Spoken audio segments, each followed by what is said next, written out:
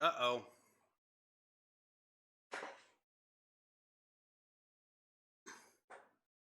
Hmm.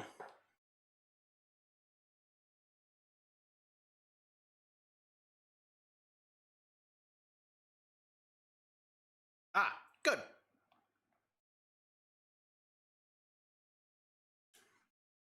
All right, everyone, if you can, mm, ah, never be too short here because I'm using regular OBS.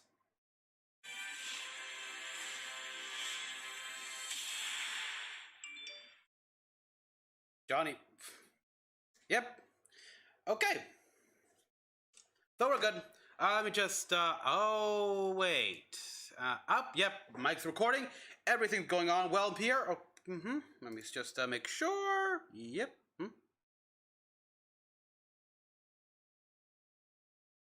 Uh-oh. Oh, wait a minute, nope. Going to this here. Yep, according to the app, I am still recording. Apologies for being careful, people. Here, I'm using regular OBS instead of Streamlabs. So, and I haven't used this to stream in a while. All right, everyone. So, welcome all. It's Mecha-san here, and we are back after an understandable hiatus last year due to the COVID pandemic. E3 is back and ready to prove that it's still relevant in this day and age of streaming and just on streaming and online and just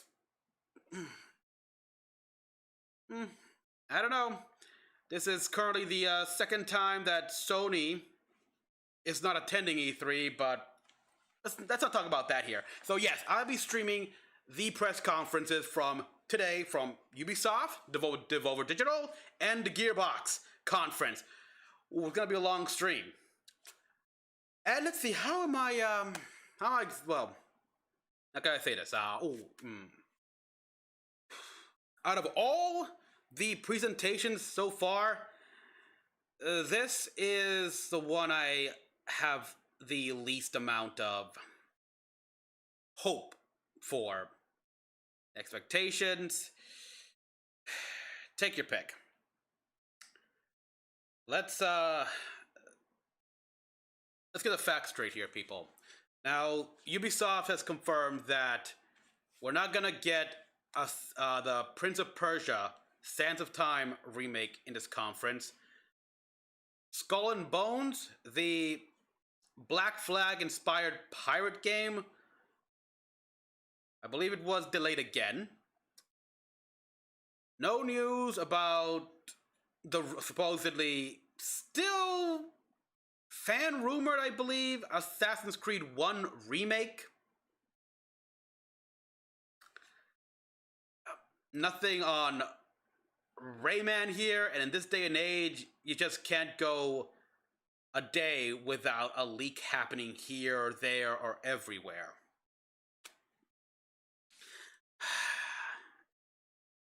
So, let's see. Just during the and I don't know what to expect here because we're not getting another no Sam Fisher game, no Splinter Cell, because Ubisoft has no idea what to do with Sam Fisher. But we are getting another project in a way. I'll talk about that later. I just want to talk about everything here, but how do I say this? And I hope you guys can hear me well. And for those of you wearing headphones, I warn you right now, I'm gonna go off on a bit of a rant. Ubisoft has fallen deep into the exact same over monetization, price gouging bullshit that EA has fallen into. Now, Assassin's Creed. Let me say this. Now, in case you guys don't know, apparently Valhalla sold very well. Like, better than Odyssey. And Ubisoft thinks that's because of the RPG mechanics. This is a game where, RPG and everything, like the armor sets of the game, like full on armor, there are more armor sets in the microtransaction store than there are in the game. It's like they think because of the RPG and stuff that Valhalla sold well, and so they are doubling down on the RPG for Assassin's Creed.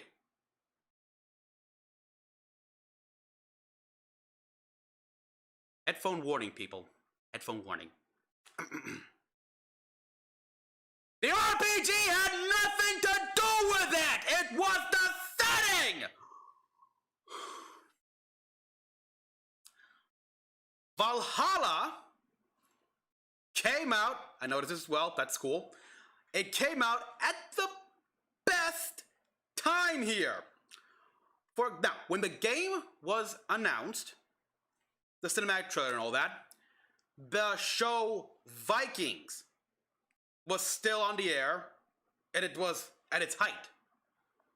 And Valhalla is set in relatively the same time period as Viking, to the point where Ubisoft actually got the actor who played the main character in Viking to reprise his role in his game. That's on the TV side. On the movie side, we have the Marvel Cinematic Universe with Thor, the Norse god of thunder, bringing in interest into Norse settings and mythology and all that stuff. Now that's the movie side. And then, of course, we have the video game side. You guys can guess what I'm going to say here in this one here. God of War. The new God of War. God of War 4 if you want a numerical designation. Again, you had Kratos, the ghost of Sparta, the Spartan who just decimated the Greek pantheon. I hope you guys can hear me well, by the way. Oh yeah, I hope you're all doing it great, everything like that. Okay. And he was now on the Norse lands, like facing the gods of the Aegir, Odin, Thor, all those Norse gods. Assassin's Creed Valhalla here released at a good time here when attention to Norse mythology was at an all-time high. So in a way, it was great timing on Ubisoft's part. And then there was what they did to lure in Assassin's Creed fans like myself. The Return of the Hidden Blade. Now, I did not mind the broken spear of Leonidas, because it's an Isu weapon here. We've seen what Isu weapons can do here. Just look at the Sword of Eden on Unity. Holy shit. And so, even a broken weapon with enough Isu DNA is like, wow. And the setting was perfect for that here, because ancient Greece is filled with a bunch of stories about demigods and incredible people and what have you. So yeah, I never mind that. I do agree on a few problems here. The return, and I did miss the Hidden Blade. So the Return of the Hidden Blade, genius. The next catch was, and this was for the hardcore fans like myself, the return of the Levantine robes, the same robes that Altair Ibn Lahad wore. That's like, sold! We got Levantine assassins? Yes! And seriously, I thought that game would be similar to Black Flag with the character, like, Edward Kenway.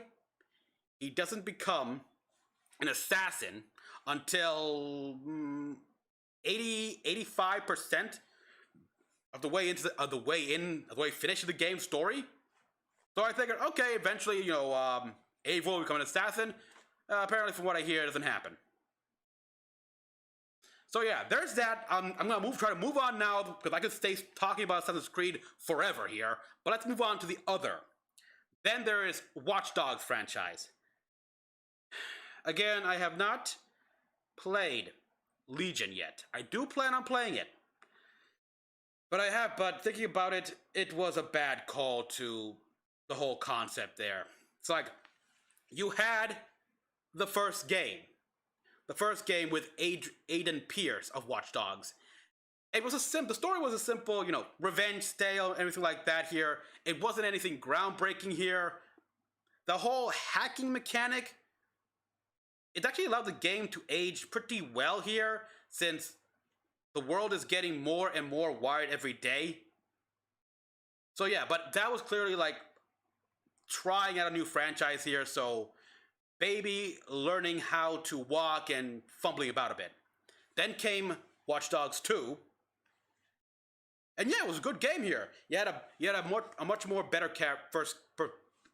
player character, a better player character, a better mechanic, a nice setting, and just a decent looking cast, and better story as well here. So if the first game was it eventually says Watch Dogs getting its feet off the ground, Watch Dogs 2 is going on a nice walk.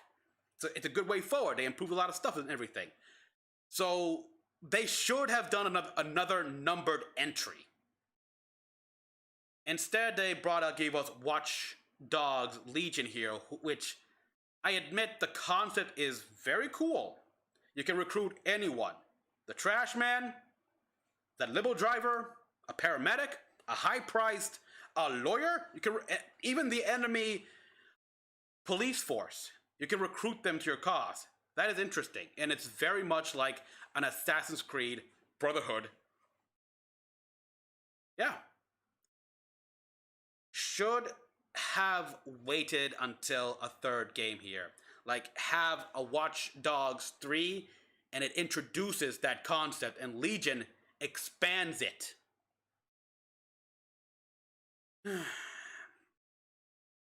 Instead, I don't know. So yeah, there's those two here, and there's a few others. So there's like, what are they doing with Rayman? I don't know, but we know that there's also gonna be Tom Clancy games. Like, there's The Division. They're gonna talk about that. In the trailer here, they showed the next season for For Honor, yeah. Which, you know what? I'm kind of interested in playing that game here. I mean, when it was released, everyone agreed that the Japanese story had the best writing and everything. I gotta wonder what's the new China one and the China expansion is like.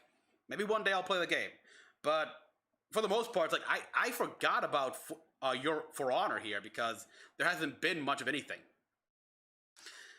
So there's that. There's like, again, besides the Division here, which there's that. There's also Rainbow Six Quarantine. I don't play those games here, but there's that as well. Far Cry, of course, but I don't play Far Cry here. It's not because I don't like it. I do like some of the concepts of Far Cry here, especially those like secret endings where if you don't do anything, the game ends. Like the secret alternate ending. Like if you do wait in the table when Pagan Min leaves to make a phone call in was it 3 or 4? Yeah, well, I think it was 4. 4 with Pagan Min. And you just wait there.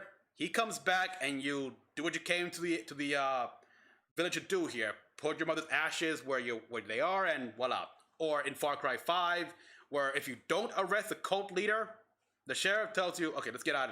All right, let's back away and everything, because if we do arrest him, everyone here is gonna shoot us. So, cool concept right there. Points for that, Ubisoft.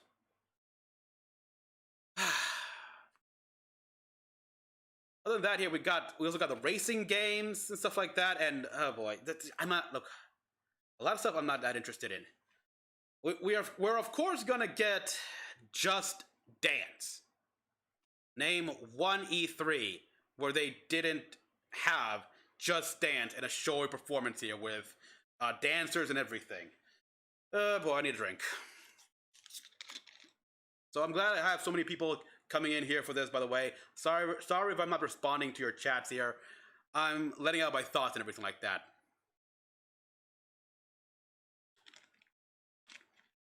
I'll get to to the chat and any questions you guys have later on, but keep in mind, people, stick to the concept here. We're talking about E3 specifically right now, the Ubisoft conference. Now, that being said, I'm hoping for some surprise here. Like, the biggest surprise, I'm sure you all can agree with me here, was what, 2-3 years ago, maybe more, when Ubisoft introduced technically a brand new IP, if you will, Mario plus Rabbids Kingdom Battle. That game came as a massive surprise, and we had Shigeru Miyamoto, like the father of Mario. I'm sorry if I mispronounced that name. If I misremember the name, but you had him come on stage and everything like that and show off. It's like, that was a shock. And even more shocking was that the game was a fun ride. You can find my live stream playthrough of that game down on my channel. But yeah, I had fun with that game. And that was a nice surprise here. A clever thing with the rabbits.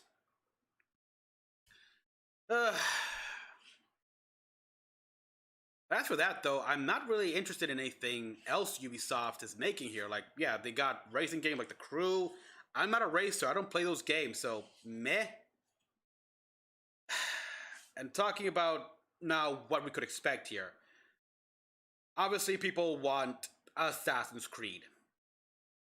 Now, there have been rumors going about of possible games, like at least 3 different rumors suggesting 3 different games. Okay, was there alright, leak in the morning? If it's you mean the Nintendo leak? If it's Nintendo, we'll get to that when we get to that. The Nintendo direct. But right now, stick to Ubisoft here.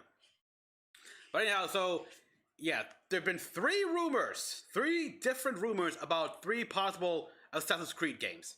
Out of all of them, I like the one involving India. Well, now we had a game in India already, Assassin's Creed Chronicles India. Okay, I didn't hate the game, but meh. And that one was set in the 1800s. From what I hear, if the rumors are right, this game will be set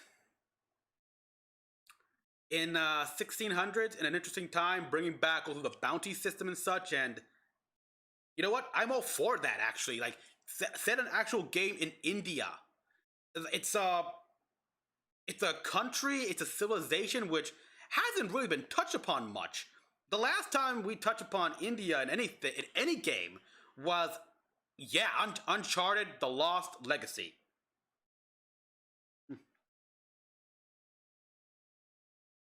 Yeah, it's like, that's it. But I would very much like to see a game set in India, where we get to see just how, well, the Assassins and the Templars there, how they operate. Like what effect did the Isu have there? Because I also think in the comic books, they touch upon India here, with the Core Noir, and how projection of an Isu with 4 arms. So yes, more on that here. Let's see more Isu stuff. While at the same time, also, let's not forget Assassins and Templars. Alright, there's all that here. Now, I'm sure there's a lot of more rumors here that I haven't looked up yet. Been busy right now preparing for everything. Now, what do I clearly expect to see here? Well, this might come as a bit of a surprise to you, or maybe not if you remember a previous E3.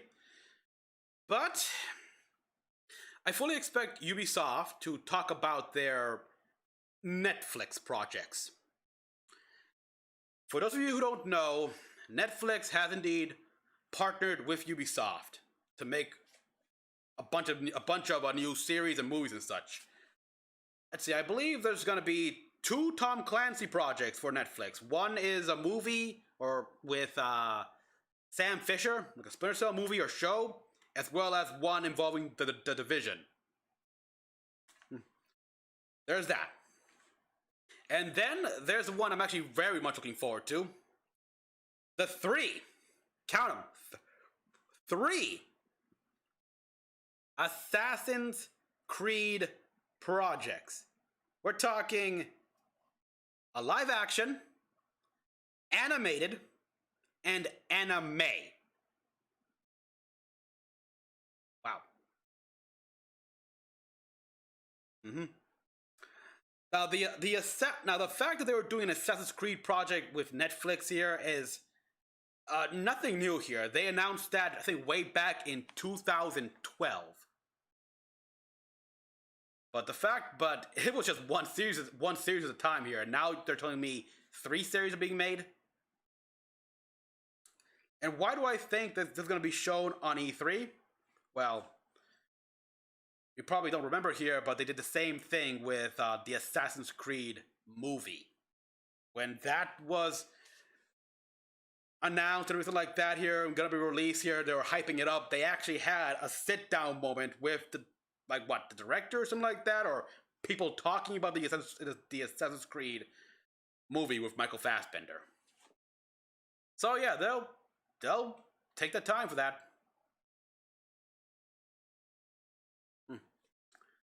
Oh boy, other than that, I don't really know what else to expect here. We're showing here. Whoa. Okay, this is interesting right here. I gotta admit. We got Wrench and Aiden Pierce.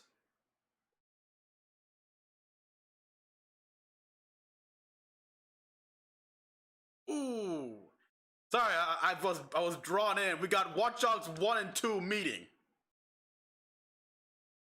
Oh.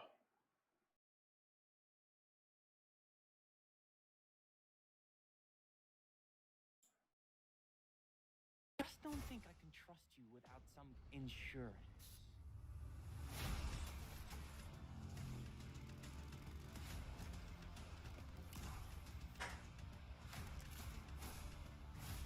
I'm just tired of criminals. I'm part of this, people. Alright, that's good enough. Sorry about this. Forgot to lower the volume on my computer. Hopefully that's not too loud.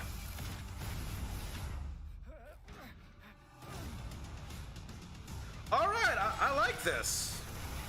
And you got giant Ooh, wait, bloodlines. Okay. Alright, that's cool. They're introducing a bit of a story. Sorry. So what we saw there is essentially they're introducing a new storyline with Adrian Pierce for the first game and Wrench from the second, and they're not friends. That's cool. That's cool. That's what I want. Storyline, 2 established characters. Like, give me a full game about that. Oh yeah. There's also that game as well here. Immortal Phoenix Rising. You know, I like the old title here, like Gods and Monsters. I like that one better. But that trailer was cool. Yeah, Brawlhalla. I forgot about that entirely. So yeah, it's like I'm not excited. I'm not expecting much from this conference. That's all I can say here. It's like I'm watching this because hey, I could be surprised. There's always that chance of surprise here. Example I made obviously was Mario plus Rabbids. I mean, that was a nice surprise. So Ubisoft has it in them to give us a wow moment. The question is, will this be one of them? We're about to find out in less than a minute, people.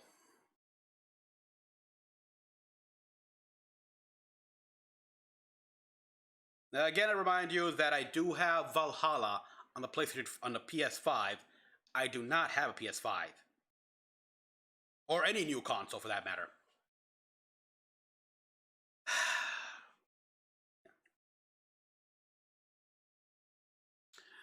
Alright, so if you guys are wondering which one I'm looking forward to the most, that's definitely gonna be a Square Enix. In fact, I thought about getting a bit dressed up for this. There's a nice shirt I've got here that would fit perfectly, and I haven't worn it in a while, but I figured don't save it for this year. But when the Square Enix conference comes on, dress for the occasion. Alright, so here we got starting. Let's see. Alright, I hope you guys tell me the volumes is okay, anything like that, if it's too loud. You can hear me well and all. Now, a big surprise will be if they actually do show, say, Prince of Persia after saying that's not gonna be here. And I'm Yusuf. Well, let's see. We're so thrilled to be back hosting Ubisoft Forward. Over the next hour, we'll be your guides to all the latest news and exciting announcements coming from Ubisoft. We've got so much in store for you today, including deeper looks at Far Cry 6, Riders Republic, and Rainbow Six, plus a few other surprises you'll find out about soon enough. Neelam, I'm excited. We're filming this together. We got this gorgeous set. Yeah. E3 is back. Simple but striking. All are here. You want to see games, so let's get right into it. The Rainbow Six operators are facing off against an evolving and deadly threat. You'll no doubt have noticed that the alien parasite has spread to new areas.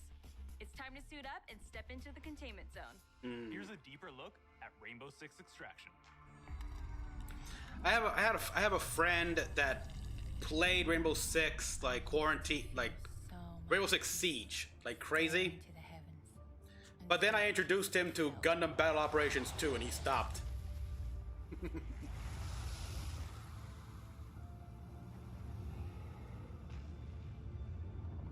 And the nightmare began.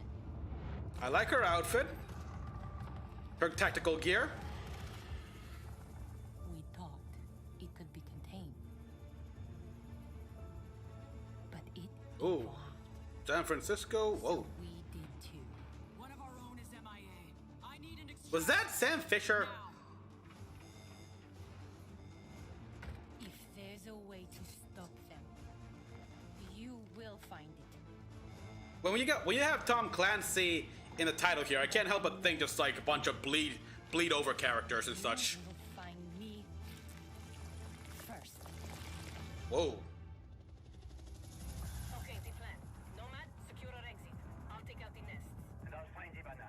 Those I have your signal. Let's go. red bulbous plants remind me of something from another game, just can't recall. We're already out of the nests. Incoming! Clear the area!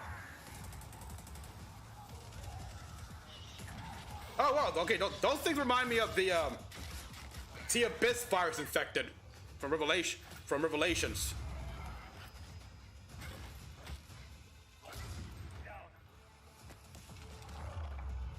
Ooh. Nice.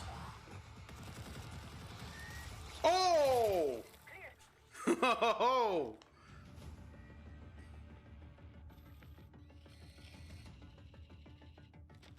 Clock's ticking. I found her. Ivana, hold on. Yes, if they do, let's see, they're making whoa, yeah, this is Resident Evil bullshit right here. Coming through. Countermeasures.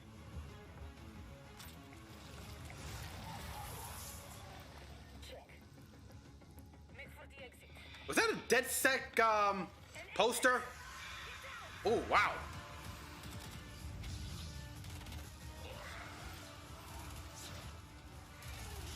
Ella, look out! I don't have the shot. Not so fast. Oh, your mic.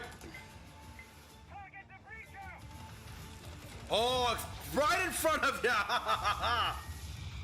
Ah, classic.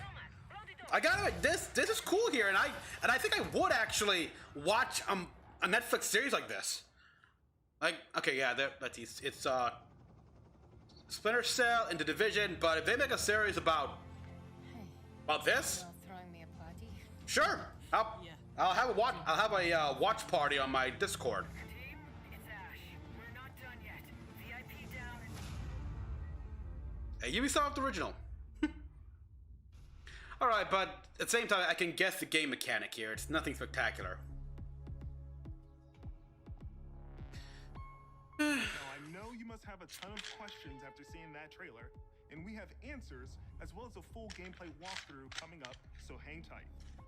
My name is Richard. I'm your resident community developer coming to you from North Carolina. We're thrilled to be back to give you an introduction to Rainbow Six Extraction. With me today in Montreal, I have Bruno Lalonde, our lead technical director, and Alicia Fortier, game Obviously, designer, to walk us through.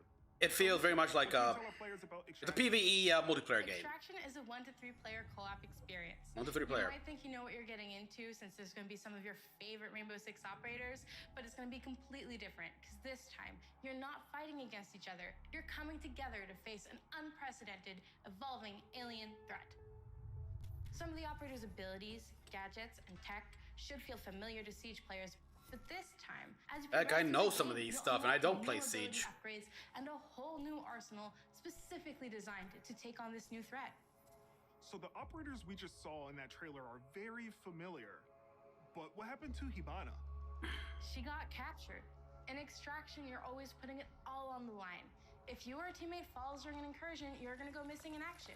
You can't play MIA operators until they're safely recovered.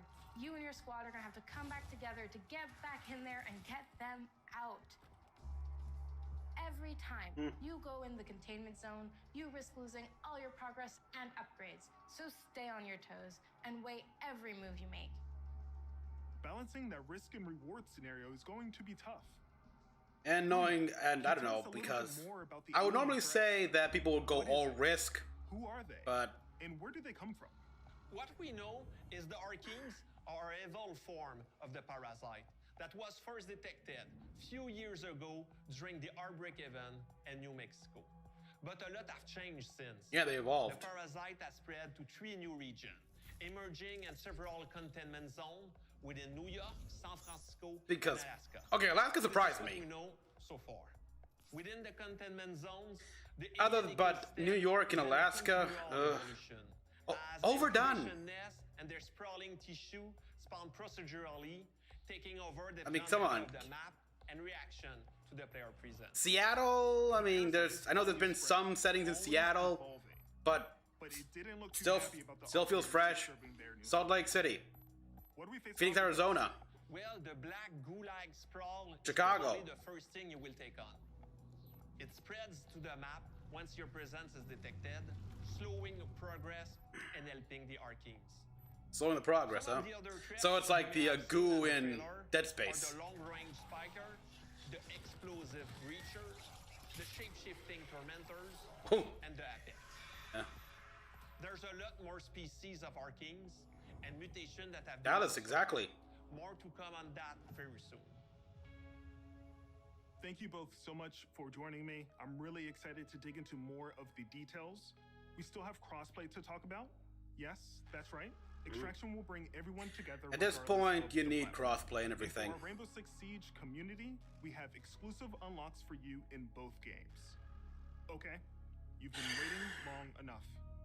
Let's take an exclusive. You know, it used to be that when it comes to microtransactions in full price games, you know, those $60 now $70 games, I was like, well, as long as they're skins, that's okay. Welcome to Rainbow Six Now, Extraction, the new tactical co-op my shooter game God, where Rainbow Six it's operators like are dropped you hear people spending $1,000 or $10,000 on this legendary We're skin. on a mission to investigate anomalies identified at the Orpheus Research Center in Alaska.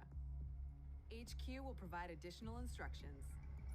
We need new data on the parasite's underground network. Obviously, incredibly scripted here. I really hate gameplay trailers like this here because there's no way you can mimic them. They can recreate them on your own when you get the game here. It's like, no. Even if you had the most coordinated team, it's impossible.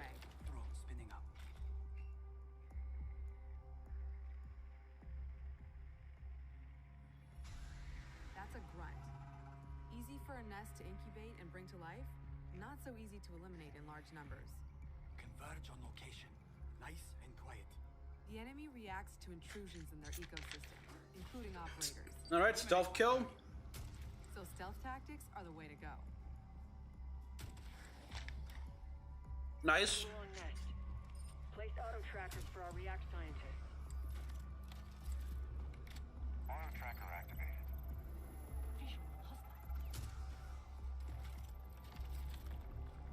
Auto tracker activated.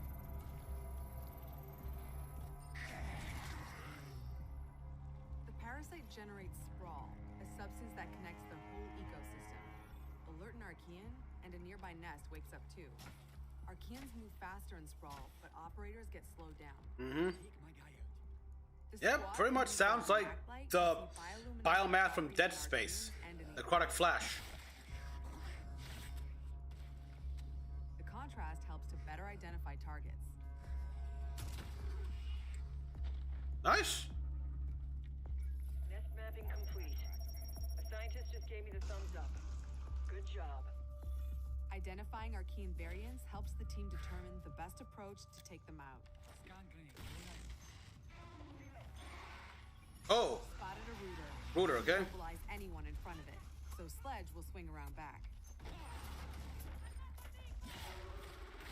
Nice.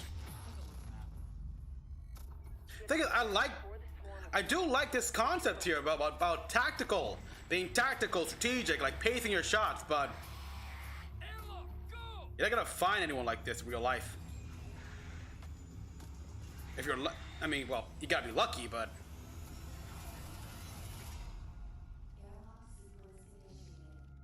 That was close. Here, the team can regroup and resupply. Airlock doors will open onto the next subzone. This will be tougher than the first.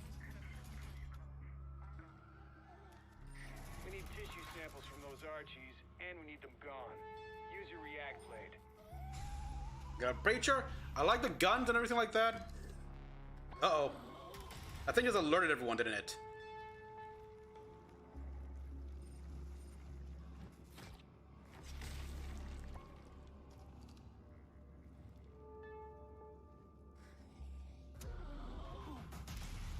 Nice.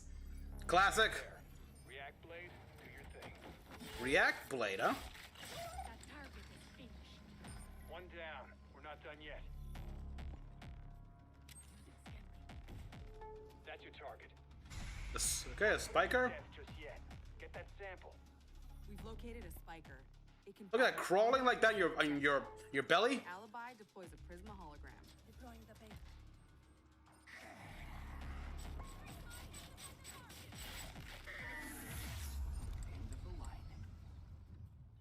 The squad can use React tech to go further in incursions. The more intel they collect, the more tech they'll have at their disposal to fight off this threat.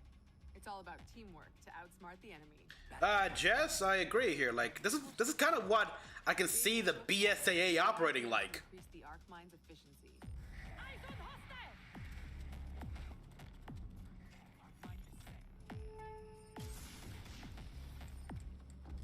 Yeah, exactly. This is like watching the BSAA, a properly supplied, funded, and outfitted BSAA work. Smasher incoming.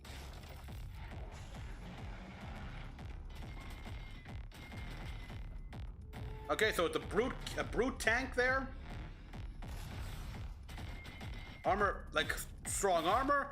Okay, so it's like the berserker or the matriarch from Gears 5. Another objective complete. Shoot in the back.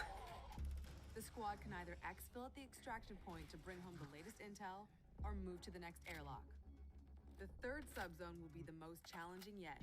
A couple of classified stuff. Tactical team strategy and operator reflexes. Some Archeans are responding. So only the most coordinated players can beat this area, right? Mobilize against us. Hunt them down until the elite comes out of hiding. A lurker. Ooh.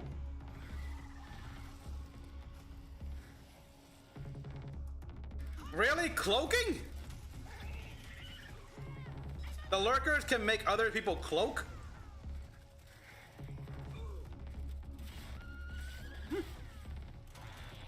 Nice.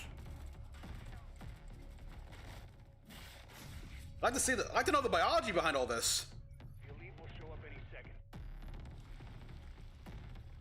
Enemy located! The Tormentor.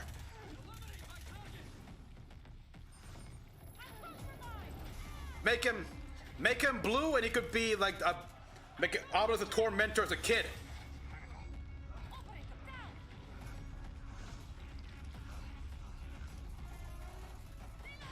Oh, stasis. Operator in stasis. Oh, that's what that stuff is. Operator is now MIA. I don't know if you can hear this, but we're mounting a rescue. Hang tight. So that stasis foam also slows down the infection, I presume. Nice. Got crossbow wielding. Oh, nice. An LMG. A rescue mission is underway. React still needs you.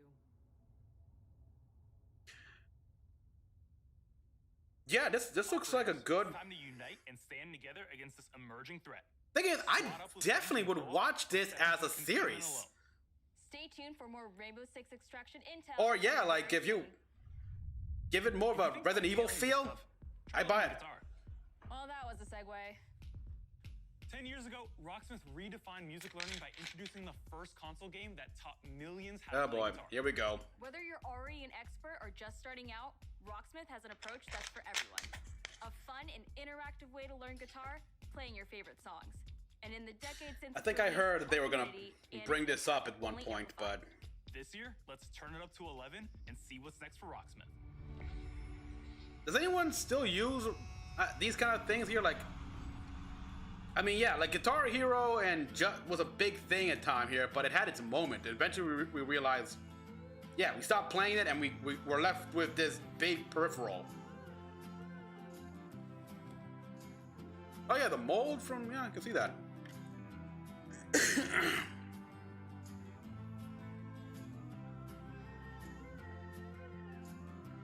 Oh. Wait. So, Rocksmith is...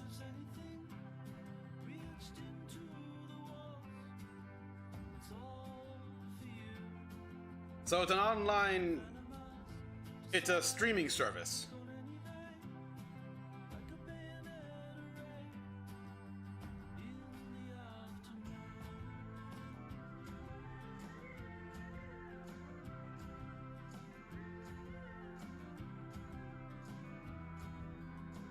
Alright, so it's a guitar streaming service here. We can learn how to do your...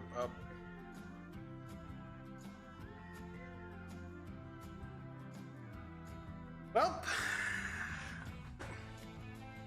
I figured we'd get something like this. But I didn't expect, well, this.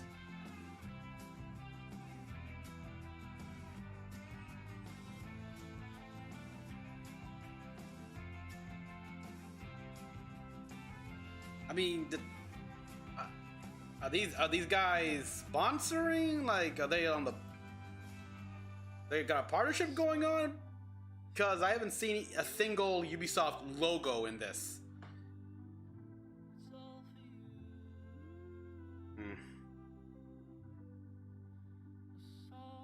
Interactive music learning. Okay. A Ubisoft original? A closed beta. Okay. I'm Arthur Von Nagel, producer at Ubisoft San Francisco, and Rocksmith has truly been a dream project for me. As a lifelong gamer and a touring musician, Rocksmith is what I wish I had when I started learning music. And that's... So, yeah, I'm gonna just mute it for a bit so I can talk without interruptions. I'm not even mad. I'm not upset or anything like that, because in case you guys didn't hear when I first started the stream here, I don't have that high hopes for this Ubisoft Forward. It's the least one out of them all. And well, I'll give this the benefit of the credit here. At least it's not Just Dance. I mean, we don't have a mariachi band going on here with a guy in a bear costume. And you know, I mean, it's cool. I'll admit there was a time when I thought, hey, maybe I should learn how to play guitar. But I figured, meh. We all have those moments here where, let's see if I can learn how to play an instrument and play some good old Metallica or Guns N' Roses.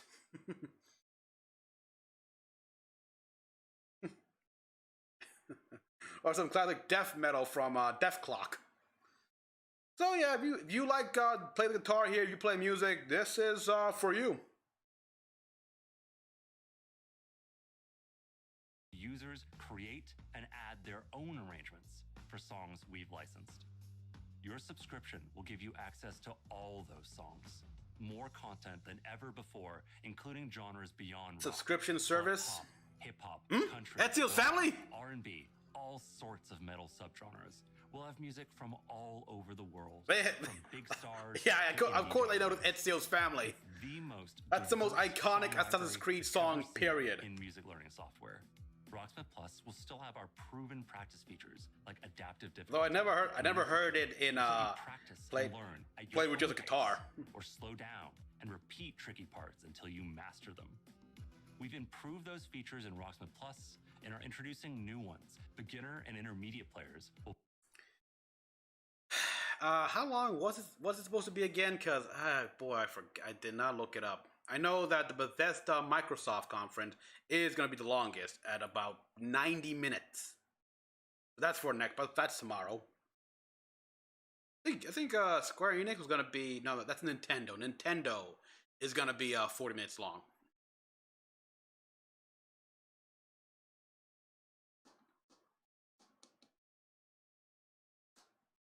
Anyway, I know a friend who would like this.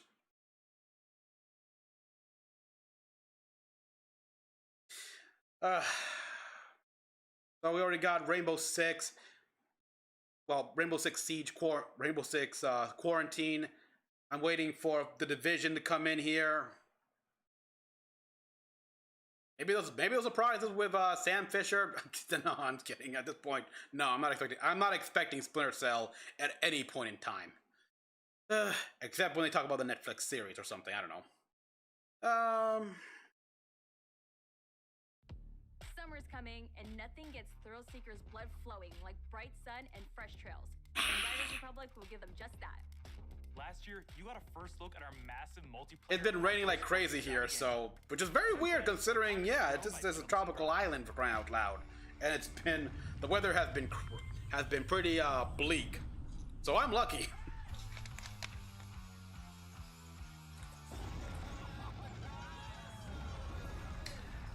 Oh yeah, they showed this in last year. And what I mean by that, I mean 2019. Greetings, thrill seekers. This is the Riders Ridge, the Republic's stomping ground. From here, you can meet like-minded riders. Gnarly, dude! Learn to nail those wild moves. Tell me you don't get that here. Like these trying to be like with old school like cool lingo and stuff like that, surfer lingo, like tubular, man.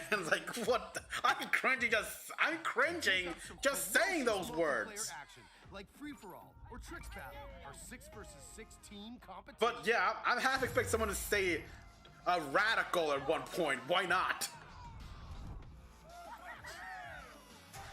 Here's how it works. Performing big tricks on the modules will turn them from red to blue, and every trick that you stomp will contribute to your team's overall score. Still with me? Okay.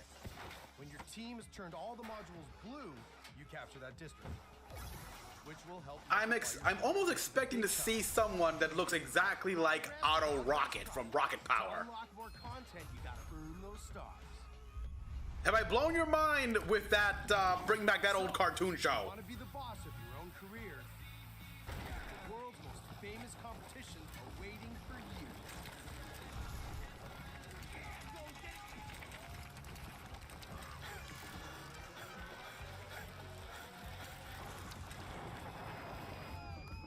I mean, if you guys enjoy these kind of sports and everything like that, more power to you. Now, It's certainly fun to see you guys see these people wipe out. In the city playground, we've got modules that you can slay for days.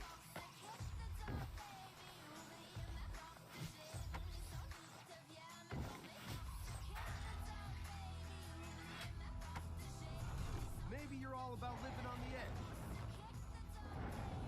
Either way, to progress, you gotta earn those stars. Having the right rig is important too.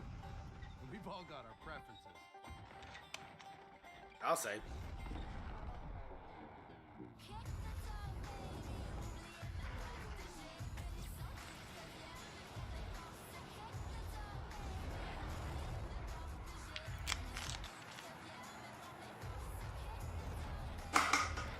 I feel like this one was the last Tony Hawk game that never happened back in the day.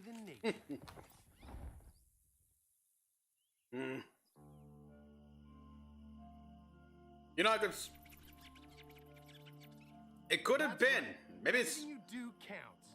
Getting those stars means more rad to be had, and the Republic will abide. But there's too little in the way of skateboarding here. As you reach new milestones and unlock more challenges. It's the Red Bull Joyride, people. It's The Red Bull. It's spectacular. It's the biggest stage of slopestyle. I actually, And guess what? I actually tried Red Bull a while ago. There is so Not bad, much but just more stunts. I don't know. It doesn't suit my taste buds. More events. Plus it gives me a weird aftertaste. Anyone else like drink Red Bull? And a natural outdoor playground for you and your friends to enjoy. Any way that you Hey, want. look, a bunch of ET's fanboys. When we say fun with everyone, we mean it. Look at all these riders. So, Does this speak to you? Then don't miss out on mass races. Woo! yeah, this definitely has all the hallmarks of a game as a service. As a service.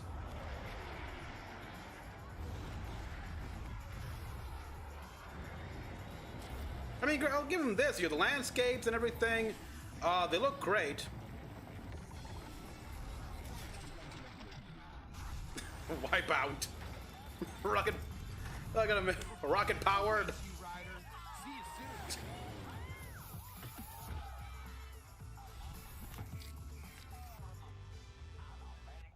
Okay, but another beta. Don't keep the mountains waiting.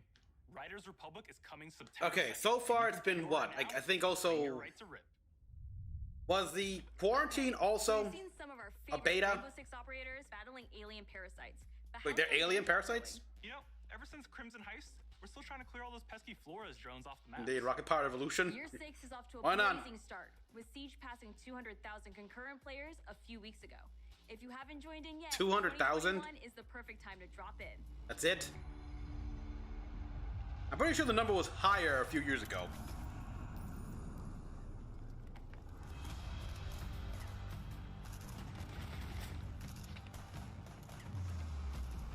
But yeah, it's like oh boy, my friend.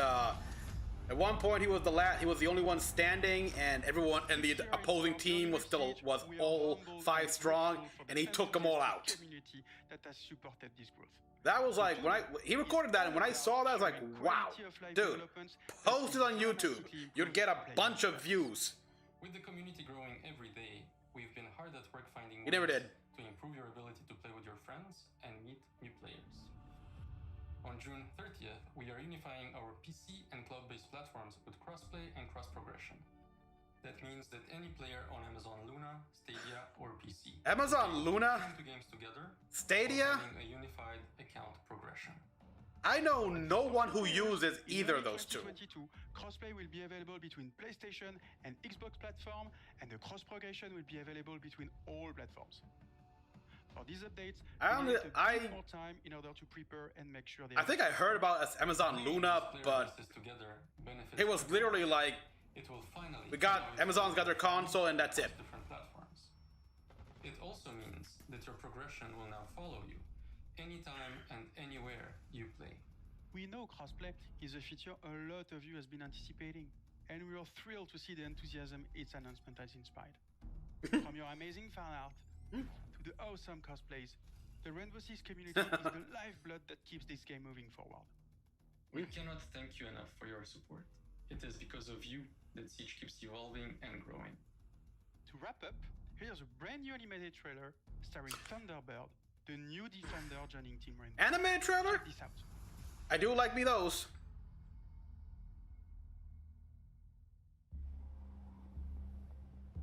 Ready?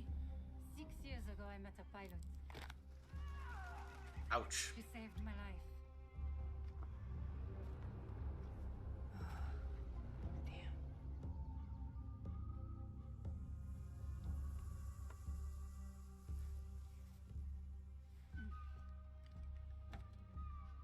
That symbol, what does it mean? It. This jacket was my father's. Dagu Wankan, Wichahpi. The creator's star has many meanings. Love, wisdom, bravery. Suits you. Listen, I need to get this bird in the air. You try to get some rest. You're the boss. Yeah, it's like I'm looking at this. Nice.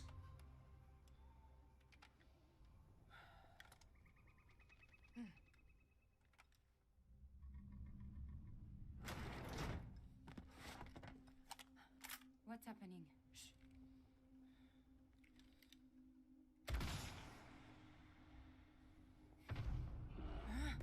Bear! Oh, this is a surprise. A bear came. I mean, we knew they gave it away with a footprint, but still. Oh, look at the scar. Let's go then. Let's go then.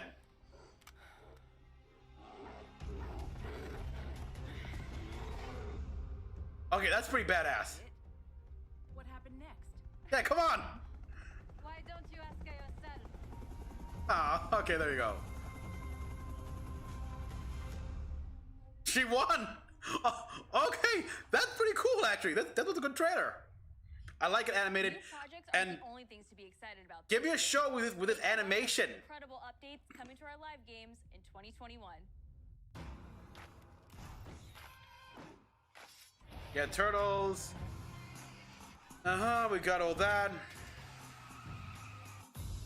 Mirage, yeah, For Honor.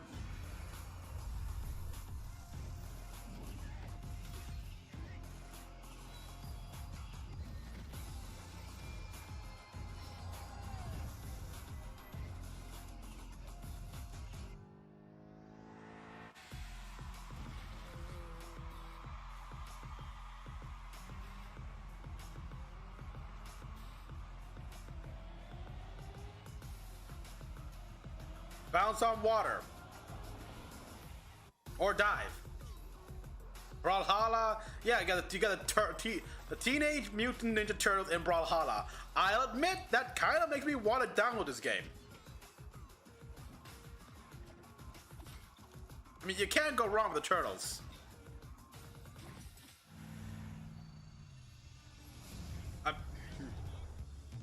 Well, you can't go that wrong with the turtles. Say what you will about the recent live-action movies, at least Michael Bay only produced it. He didn't touch it. No, he actually got some of his fingers on it. But yeah, either way. Aiden Pierce and Wrench. Yeah, it got a little bit crazy. I mean, I like Wrench, but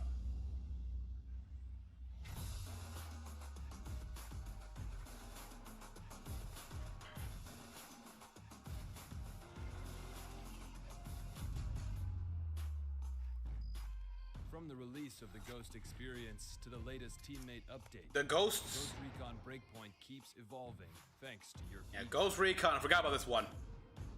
But that's not all. Sam Fisher, As the Terminator, marks the 20th anniversary of the Ghost Recon franchise, we are happy Punisher! to announce that there are still many. I know he's not the Punisher, but you get the idea. Stay tuned, Ghosts. 20th anniversary, huh? Ghost Recon, 20 years of franchises. Wow. Just Dance has always been about connecting with friends and family. When you're in good company, there are no bad dancers. So move the coffee table. I knew this was happening, and yet it still Let's get loud. hit me like a meteorite.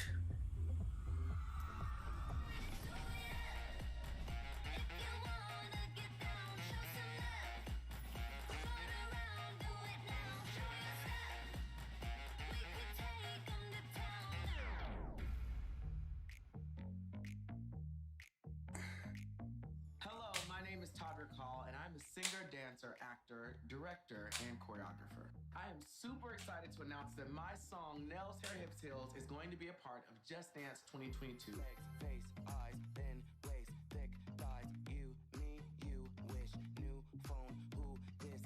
But that's not all. Oh no, for the first time ever, the Just Dance team and I... sorry man, but I'm more of a rock guy. ...a version of my song for Just Dance 2022. Girl, I don't dance, I work. I don't play, I slay. Yeah, give me rock, give me J-pop, J-rock. To me, just death metal, heavy metal, through dance, and to celebrate soft rock, their individuality in such a fun way. Alternative. Just transformed millions of lives, and I hope that this song brings you all so much joy, whether you're dancing alone or with a group, to work out or just to have fun. Oh, and in case this guy is actually watching this video somehow, it's not you, man. It's just Dance. It's Just Dance. I really don't care about Just Dance. If there are fans here currently on the chat right now or watching this in the future, if that's a fan of this guy, keep in mind I have no problem with him. I just have a problem with Just Dance. I hope you all have just as much fun dancing to this track as I had making it. Oh, and one last thing. You will have the opportunity. And this guy had fun. And they paid him. Video, which will be released alongside the new Just Dance track. For more information on how to participate, darling, just check the link below. We got you. Oh yeah, the Ghostbusters music. If there's something strange, the neighborhood, who you gonna call? Ghostbusters! Give me Power Rangers, Beetleborgs, VR Troopers.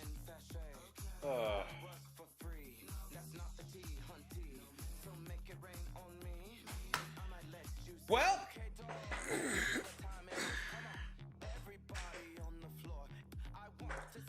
on the bright side, no dancing bear. It's time to get our Viking on. It was a big year for the new chief of the Raven Clan, but your journey with Eivor is far from over. Yeah, we got one more. We got the Siege of Paris DLC still to go. And they have a bunch of all new quests lineup and everything.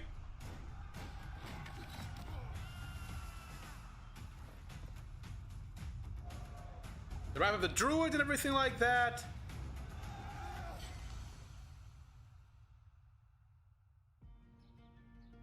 In November 2020, we released Assassin's Creed Valhalla. To our delight, it was the biggest launch for any Assassin's Creed game to date, and we have you to thank for that. Yeah, it was. Becoming Eivor, a Viking leader going on a quest to fight for a new And because it was the is an adventure biggest that resonated launch, closely with many of you. I certainly had fun exploring they England think it's with because Eivor of and the stumbling across RPG unique world events mechanics. that left me with memorable side stories. Thank you, Eivor. We're amazed to see how you dedicated yourselves to the Viking lifestyle. You've led more than 300 million raids in total, and built more than 100 million buildings in your settlements.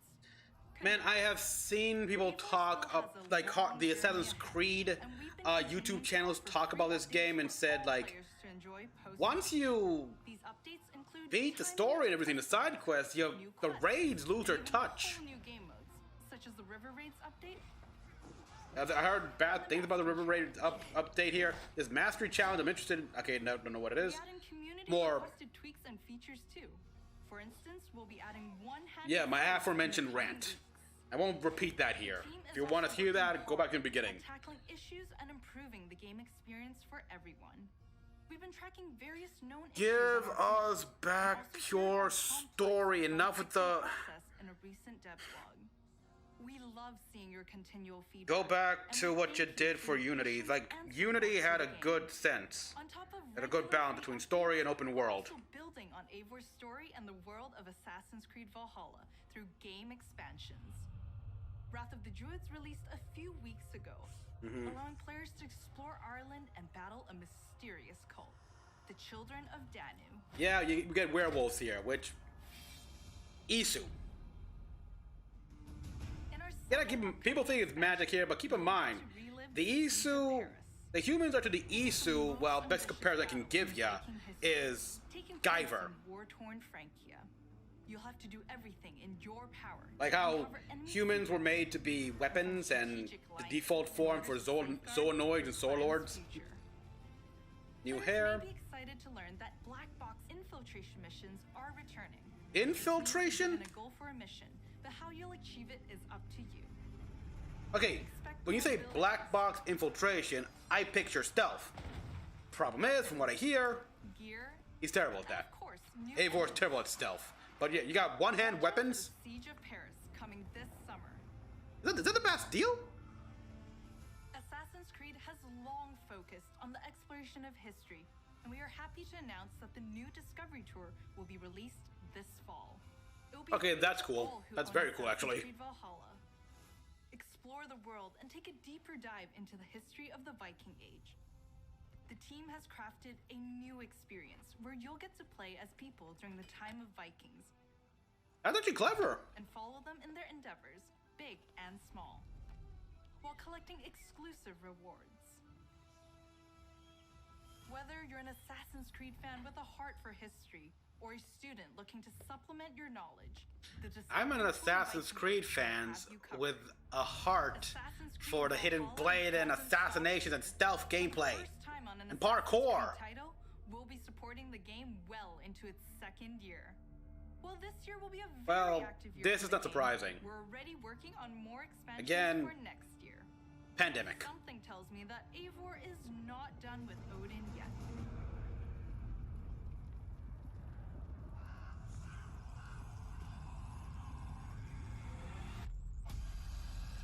Okay, yeah, but how exactly does this fit in the lore, though? It's like, what's Eivor going through again? It's okay, I gotta play the game a bit more. I gotta play the game to really be sure, but that's always been the thing. Where it's just, what, hallucination or something. Well, not hallucination, just a pre-programmed vision or command. Our Ubisoft Film and Television team has some exclusive Called it! content to share. Up first is Mythic Quest. Called it! A workplace comedy set in a game development studio that's streaming on Okay. Apple TV+.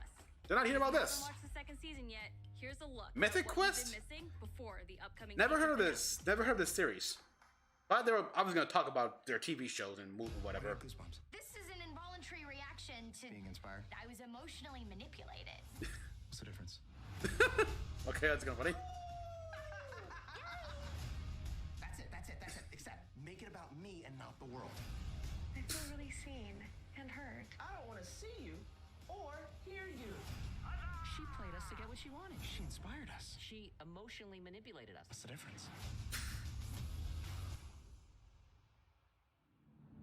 Up next is an exclusive look at a new trailer for our feature-length movie, Werewolves Within. It's a whodunit with teeth that'll be coming to theaters Werewolves Within? on demand July 2nd. In theaters? Hello, everyone. I am Josh Rubin, the director of Werewolves Within. And I'm Sam Richardson, the star of Werewolves Within. You guys should come Based off after. Ubisoft game, we're so excited to bring you an exclusive look just for you. Check it out.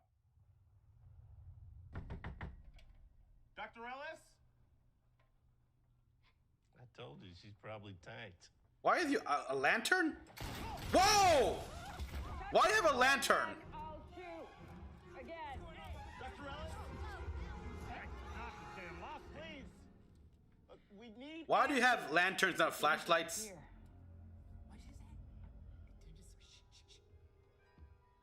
What? It's not Emerson Flint. It's one of you. Oh. Okay, well, look, we don't understand. Could you just please come out? I'm afraid I can't do that, Ranger Wheeler. You could be one of them. One of what? Okay.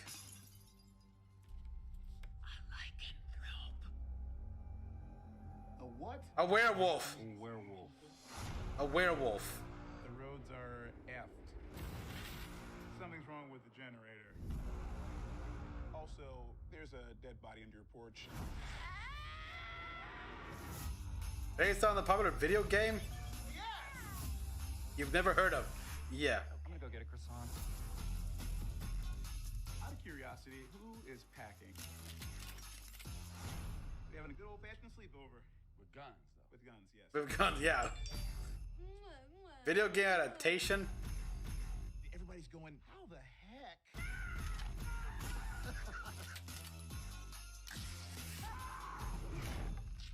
Not littering, I'm just excited. Not judging, just watching it.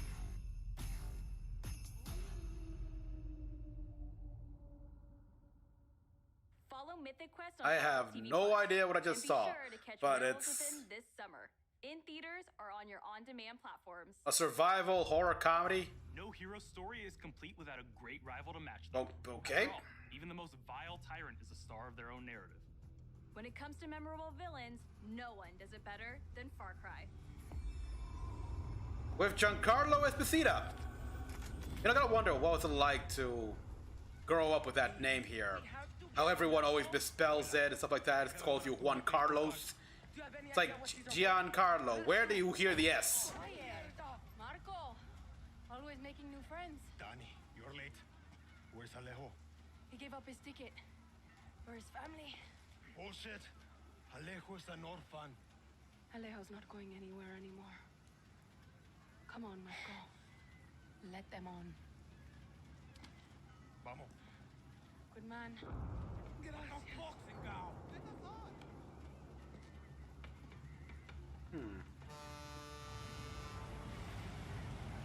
San Judas. Gracias. Don't worry about it, chamaco. Here. That's all I've got. This isn't right, Danny. Chamaco. Haven't heard that in a while. Alejo gave you a fucking gift, Lira. We survive. Same as the orphanage, same as the academy. Unless that happens. Yeah, you jinxed it. No, this is a fishing boat. No.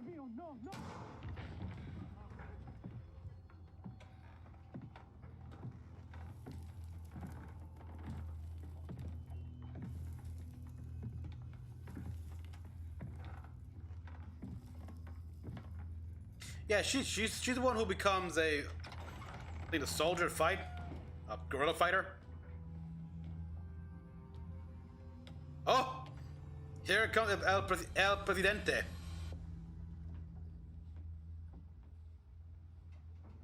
Before he was El Presidente, mi papa loved to fish. We would go out on a boat, just like this. Oh, and really? Catch the fish, and then release them. Uh-oh. Say it's not always about your stomach, mijo. It's about the challenge. Except when he caught a big, fat, juicy marlin. Ooh, yeah. He was too proud to let that fish go. Tirano! You have poisoned Yana! You have poisoned your sword! Shouldn't have said that. Come on. I've caught a very big fish today. Hey, muy grande. Diego? Diego! No way. Su hijo? I have caught you, mijo. Now it's time to bring you home. I don't want this anymore, Papa. We have no choice. Let them go. They can work. Make Viviro. Truth or lies? Truth. They could be good workers. They could help rebuild paradise. But if you wanted them to live, you would have never set foot on this fucking boat. 13 years old. And Diego has such compassion for his people. These fish, we will catch and release. Uh-oh. Ay. Don't. They're gonna sink the boat. Or not. Huh. I could have sworn I could throw them overboard or something.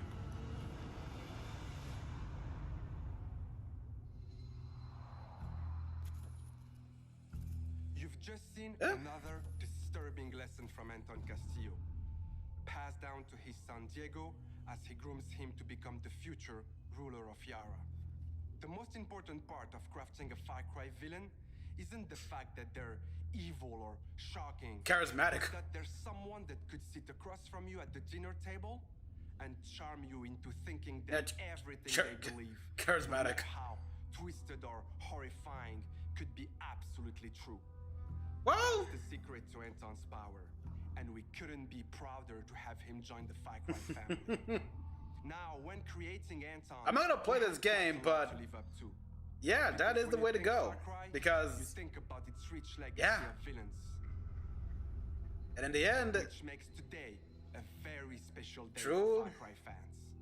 Not only did we get in a way, it is true. Anton Castillo, we finally get to I've seen this kind of shit so many times before that our dream was to honor the Far Cry villain's tradition. If you got a villain like this, you're doing it right. You're doing it real. See the other side. Go further down the rabbit hole, and it's up to you to find a way out. Da, da, da. Here comes 10 Point down the hole.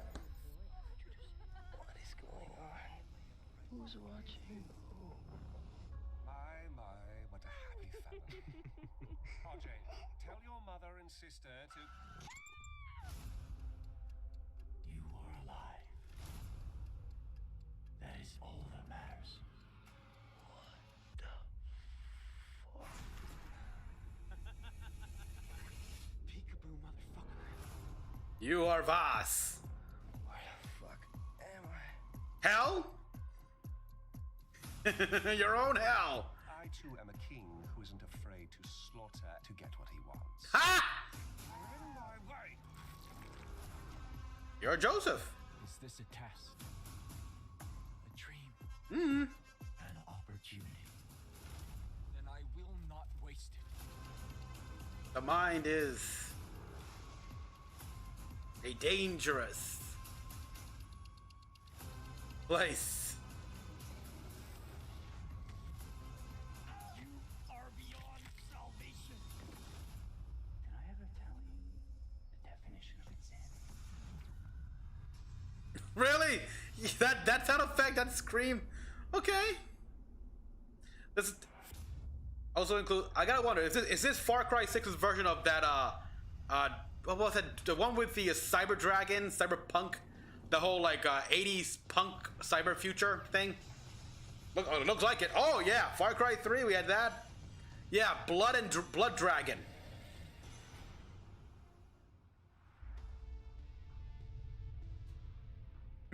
Speak no evil, hear no evil, see no evil. Excited for you all to check out this next game. Oof, Neelam, I can't wait to get my hands on this one. I gotta admit, that, even though I'm not gonna play it, looked enticing. Uh-oh, rabbits! We got the rabbits back! Wait, is it Rayman? Alright, this will be a surprise. Oh! So they are doing it! I have heard, and I have read the chat, they're actually doing Mario plus Rabbids Kingdom Battle 2. Yay! I think, okay, yeah.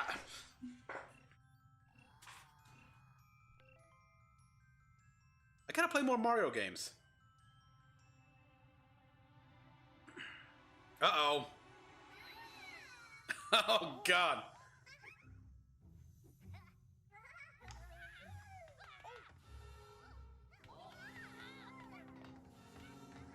Vast energy anomaly detected. Okay. They got a nice spaceship setup right there. I like it.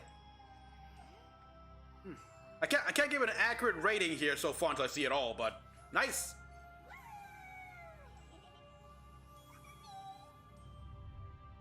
Uh-oh.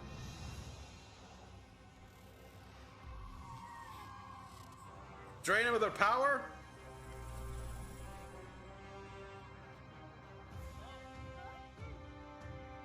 It's a good thing I missed those leaks here.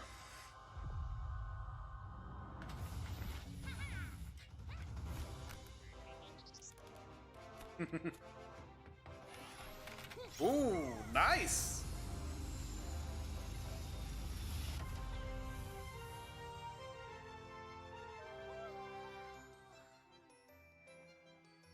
What? Oh!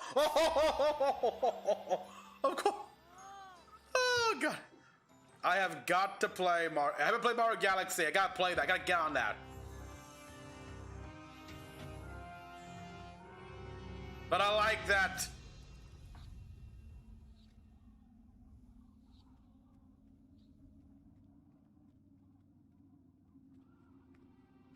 I like how Mario's dual wielding there. That's. Uh-oh. Whoa.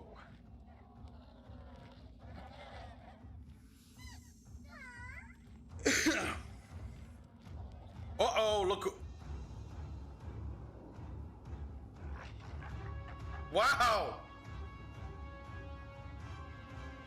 Started the ship?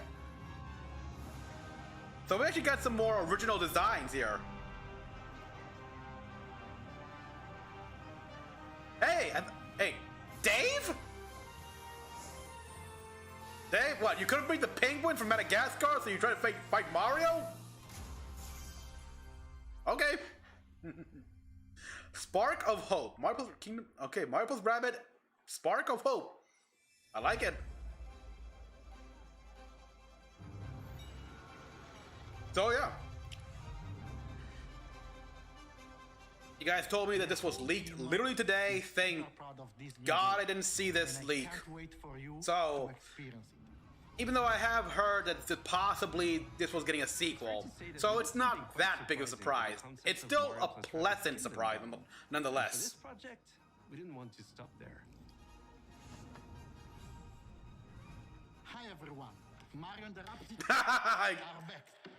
And I'm so excited to be back as well today to unveil our new project, Mario plus Rabbids Sparks of Hope. We are diving back into this unique crossover. Video games need to do more of this kind of stuff. More of like fanfic X crossover. This time it's not just the Mushroom Kingdom.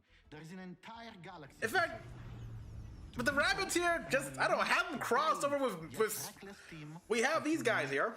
We have the rabbits crossing over with Mario. Have them cross over with Sonic the Hedgehog. Let's see what crazy stuff they do together. Spaceship will bring them from planet to planet. They will be facing a powerful villain, Cursor. An enemy unlike anything. What is this? The 80s? Encountered before. But they won't be alone. Yeah, because she curses those who stand against her. The Sparks. These surprising creatures, born from the merge of Rabbids and Lumas, will lend their wild powers to our heroes. Their natures and origin are at the core of our story. But let's keep some surprises for later.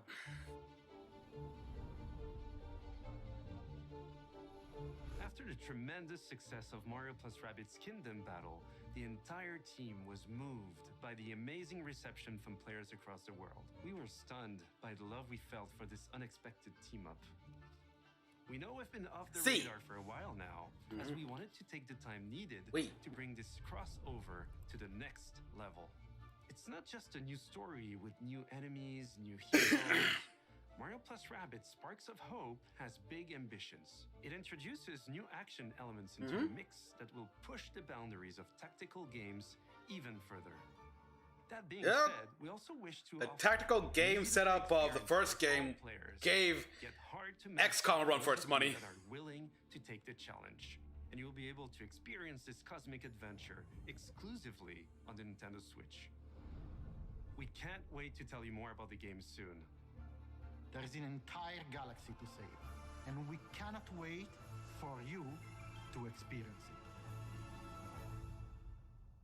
Gameplay? Okay, pre-alpha footage, so... Well, I gotta admit, for pre-alpha, it looks pretty damn good.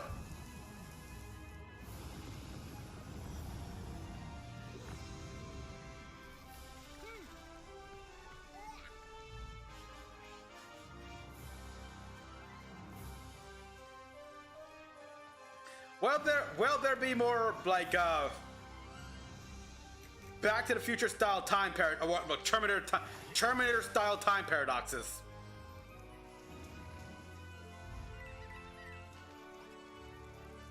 Alright, so we do have the... Wait a minute.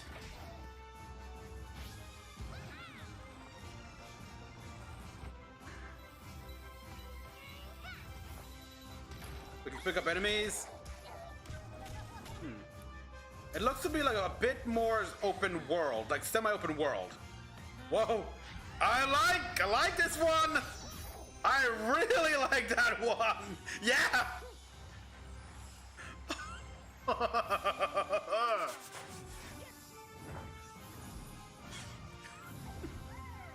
We got an anime style, badass, gothic goth punk style rabbit. This is gonna be fun. Oh boy, this game is screaming for my attention. So we're not done yet. Let's check in with our CEO, Yves Guillemot.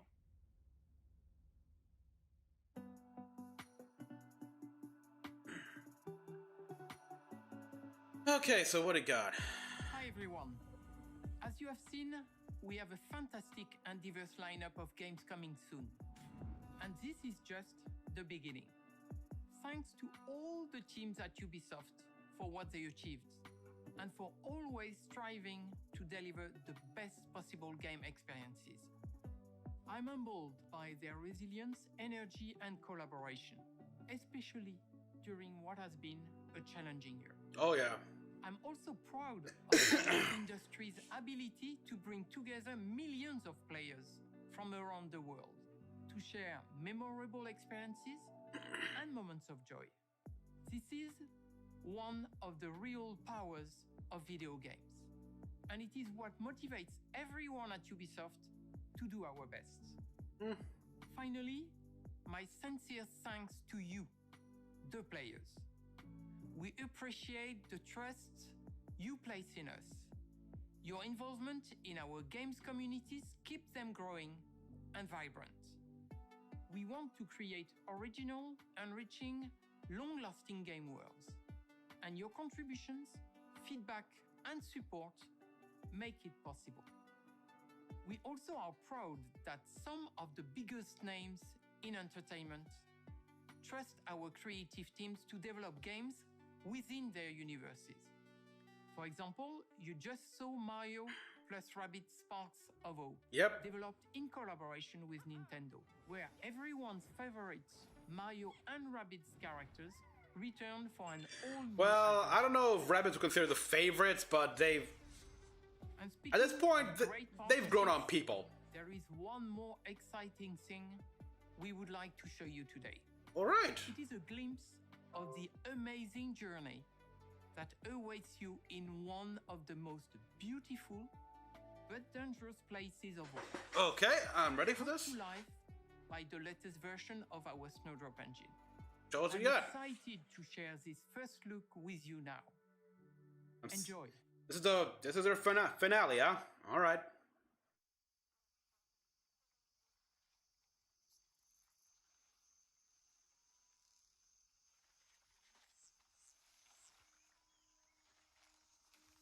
Hoping for a new IP. Tropics, okay. Oh! Huh. Yeah, that is right. I forgot they were doing this. Like they made the movie tie-in game of Avatar, so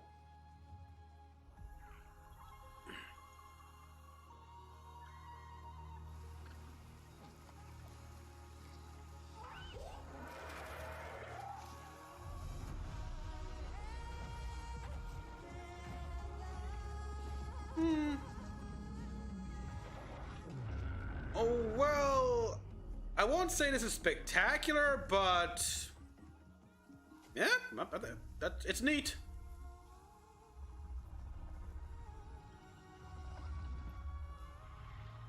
Oh.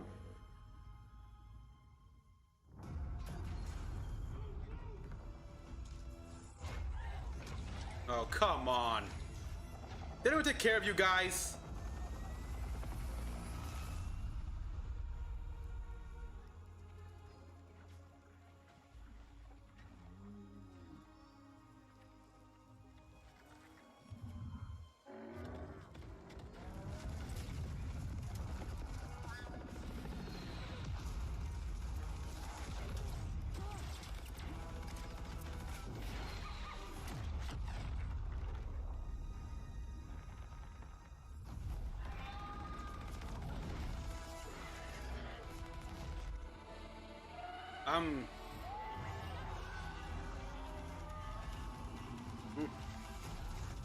I mean, it looks great.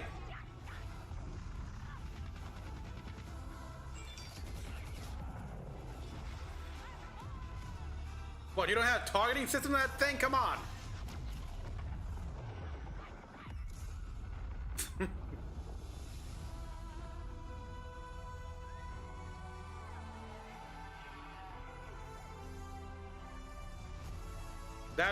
That's where, yeah, there's the Sanctuary.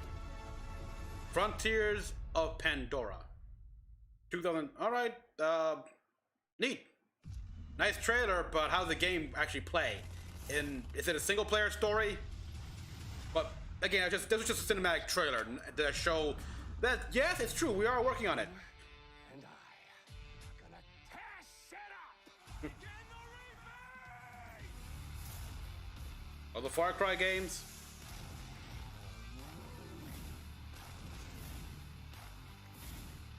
That is crazy. Primeval, which... Alright, they're clothing it up by showing that they have all the Far Cry games.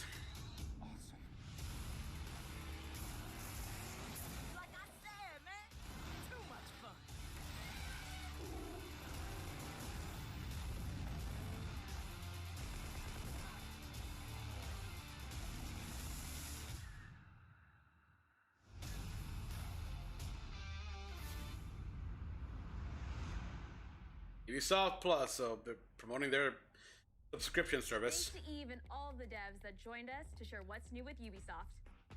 Today, we battled some Archeans in Rainbow Six Extraction. Learned some new songs from Rocket. Got an adrenaline rush from Riders Republic. Lit up the dance floor in Just Dance 2022. Visited new shores in Assassin's Creed Valhalla. Witnessed the Cool. in Far Cry That was pretty good. And teamed up with our favorite And that was a in Mario plus that was a coup de grace, in my opinion. Don't go anywhere. There's still more to come in the post-show. I'm not gonna be here for the post show. Gotta prepare for the Devolver Digital conference after this. Oh, so it was surprising. Gotta admit, I was a bit more surprised than I thought. Although, keep in mind, I came in here with my expectations pretty rock bottom, all things considered. So what we saw here, the biggest thing, of course, was Mario plus Rabbids Spark of Hope. That's the one I was excited about. I wasn't excited, my bad. I wasn't excited about that game because I was hoping they would make that, a sequel to that, and yeah, we got announced here. Thank God I didn't find out about this in the morning. Let me just, we're done here. So, I'm glad here, because I very much enjoyed the first game. It was a delight, and I wanted them to continue that game, and they are continuing that game. They should consider crossing over with other materials, like I said, Sonic the Hedgehog, maybe do Mega Man. Why the hell not? I can just imagine, like, I don't know, Rabid Guts Man. That'd be incredible. That'd just be incredible and a freaking delight. All right, so and the topper here, the way they ended the show of showing that Avatar, Frontiers of Pandora. You know what? I'm okay with that. It wasn't all hype. Didn't hype me up, but at the same time, it's like, It's like you come back home and you hear, oh, this is. So you hear some good news here after a long day. It's like, oh, that's cool. I'll look more into it later. So I'm interested in this game here. Just gotta know what it's about here. Do we got a single player? I picture that we could be switching sides. Is there a story in the canon here? Because, you know, James Cameron is trying to make this into an entire, like, big franchise. So who knows? few things I expected, of course. Here we got talk about Rainbow Six Quarantine. Got that. We mentioned Brawlhalla. Your Honor, Assassin's Creed Valhalla was also, and just the siege, mentioned the Siege of Paris and some other stuff, and how they plan on continuing support that game till up to next year.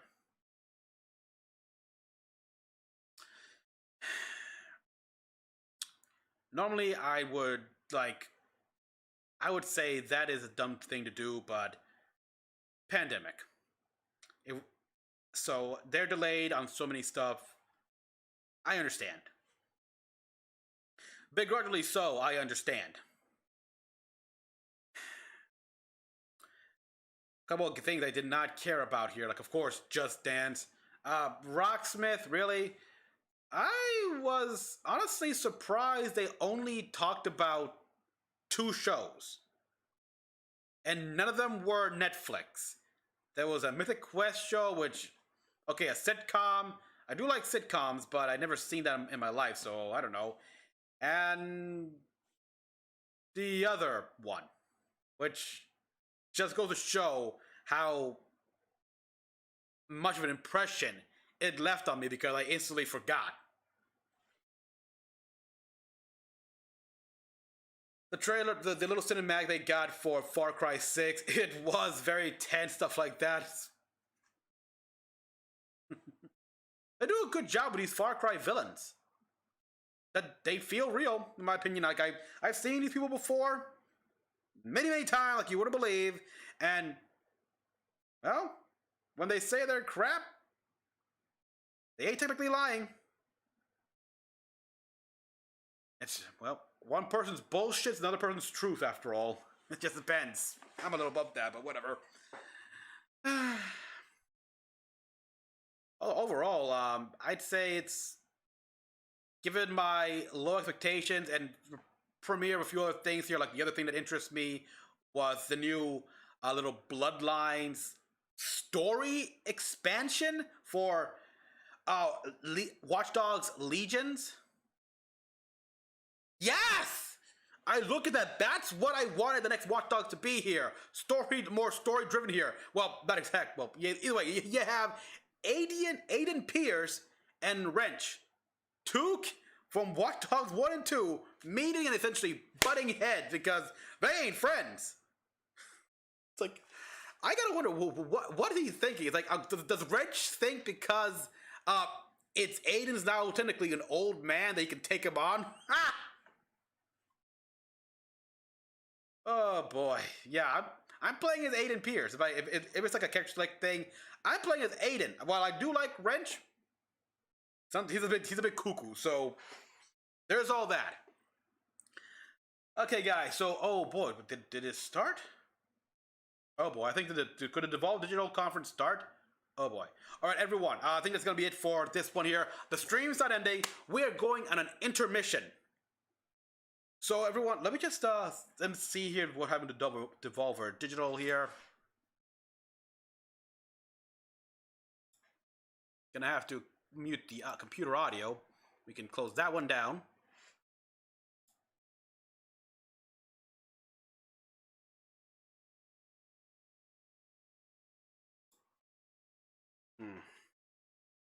All right, the Summer Game Fest right here is currently with Jeff Keighley. They're preparing on for the Devolver Digital event, so I'll put that one on here. We got as well the showcase as well on this other channel right here, so I'm good to go. In that case, we are going on intermission, everyone. I'll have on the Summer Game Fest here with Jeff Keighley.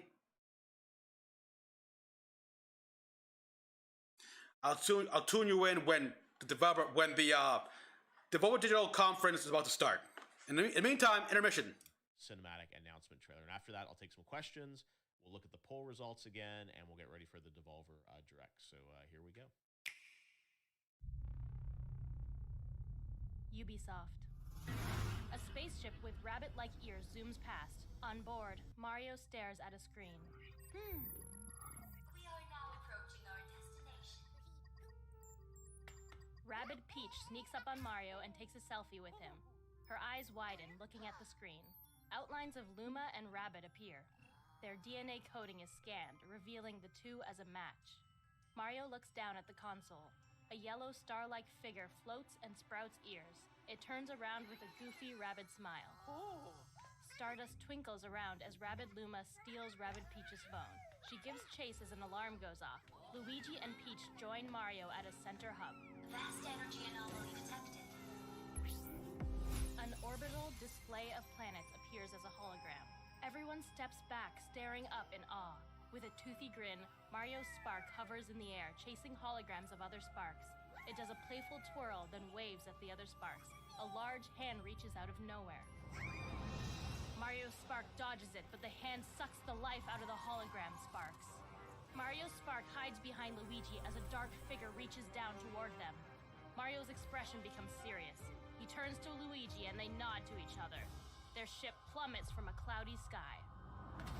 Rabbid Peach runs over and grabs her pink blaster. She attaches her phone to it. Mario retrieves dual-handed blasters.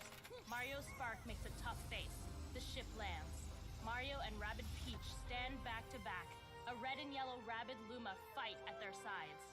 In the corner of the ship, they see Rabbid Rosalina reading a book with a stitched toy Luma. Mario waves for her to join. She blows out air, then tosses her book. Rabbid Rosalina slumps out of her chair, tired. The yellow Luma trails behind Mario as he heads for the door. Rabbid Peach and Rabbid Rosalina follow with their own Rabbid Lumas. Outside, leaves float past a row of trees. Luigi and Peach stay with the ship as the Rabbid princesses venture off with Mario. Mario stops suddenly, then turns and looks up. From the sky, a large enemy sticks the landing on the spaceship. Rabbids dressed in blue cloaks approach from behind with bob-ombs. Rabbid Peach's spark warns Rabbid Peach. She turns to see zombie-like Rabbids approaching. The large enemy on top of the ship looks down and laughs as the enemies surround the heroes. The smaller enemies make fists next to the bob-ombs. Rosalina looks up above the spaceship. The dark figure from before towers above all, sprawling out purple tentacle-like streamers. A white star clings to the neck below its spiraled face. Forming into a line, the heroes wield bows, blasters, and Rabbid Rosalina's Luma toy slingshot. They charge forward. Words appear. Mario Rabbids, Sparks of Hope.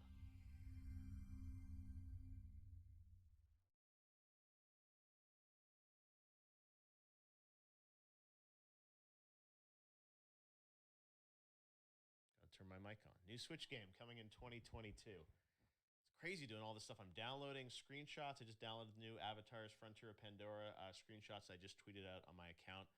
So this is all happening real time. And Ubisoft sent me a description of this Avatar game, which I'm going to read to you now, just so you guys can see what they have to say. So here's what they said about Avatar Frontiers of Pandora. It's a first-person action-adventure game. So we know first-person action-adventure. It's built using Snowdrop, as they said there. It'll be coming to new consoles and PC. It brings to life the alluring world of Pandora with all of its beauty and danger in an immersive open-world experience. So it sounds like open-world, first-person action-adventure game. Interesting, it's first-person.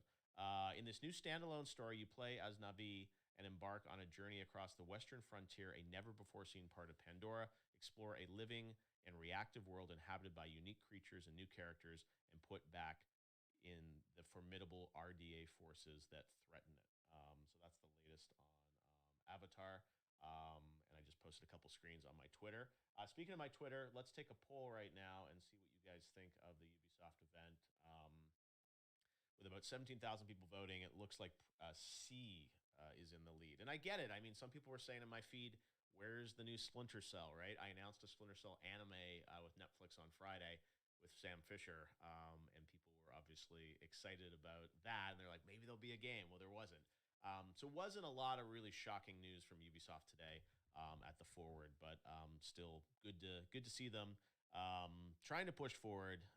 But I do feel, I agree with people that it was not, I would not necessarily give anything in that pure A in terms of the content that at least I saw there. But, Rainbow Six Extraction, as it's now called, used to be called Quarantine, I think.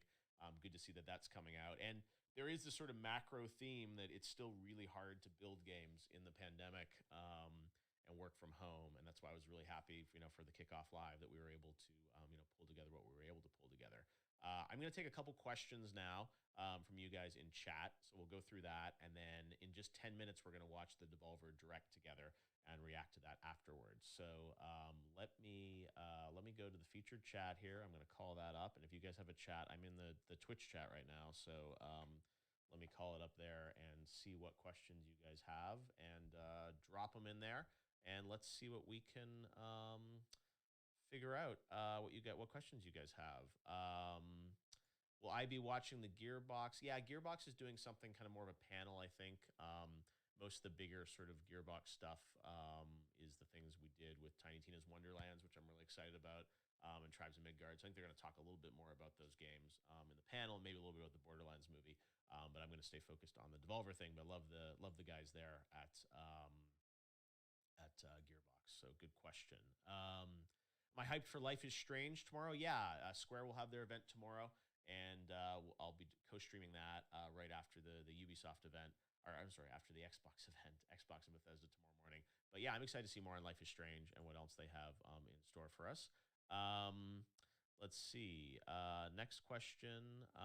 Will there be what about Skull and Bones? That's one that I think has been delayed multiple times by Ubisoft.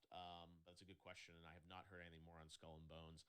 And there's also a remake of Prince of Persia: Sands of Time, which I'm really, really excited about, and that's been delayed till next year. And they said last week it wasn't going to be at Ubisoft Forward, which was disappointing because I love that game. If you guys haven't played that, Prince of Persia: Sands of Time, boy, that was an amazing game. Patrice Désilets did back in the day, which was really cool. Let's see. What can we expect from the Devolver conference?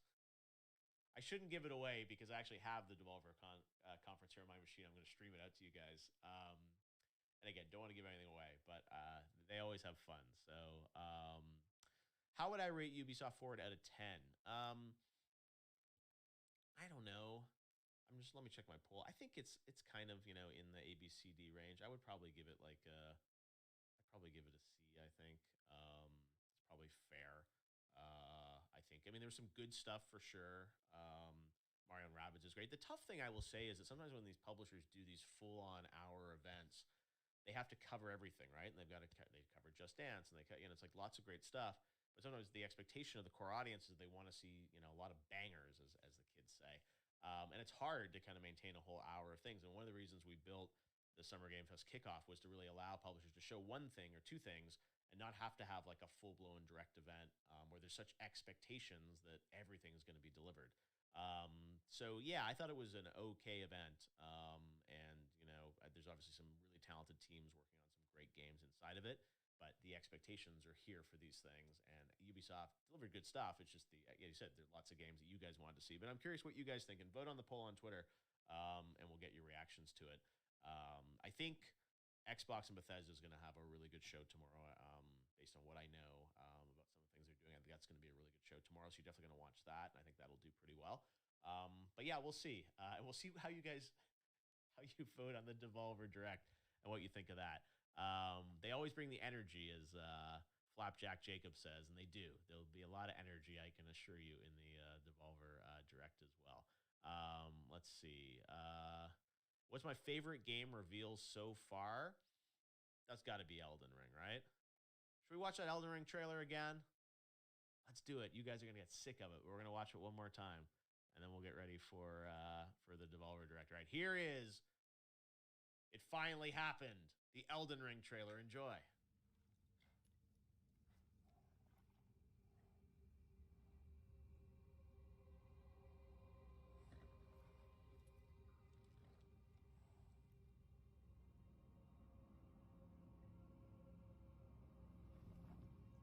The tarnished will soon return, guided by grace once lost.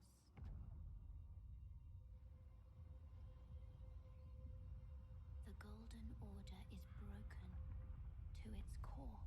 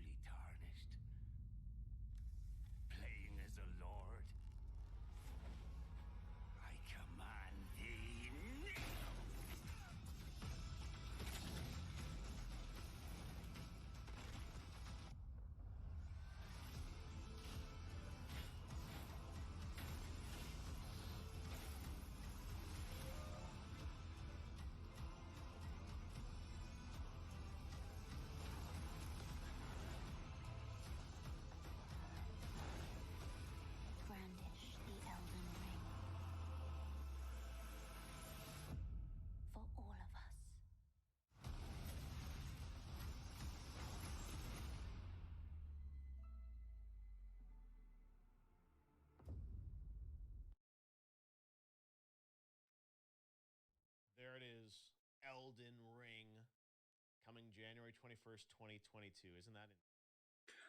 All right, guys. Well.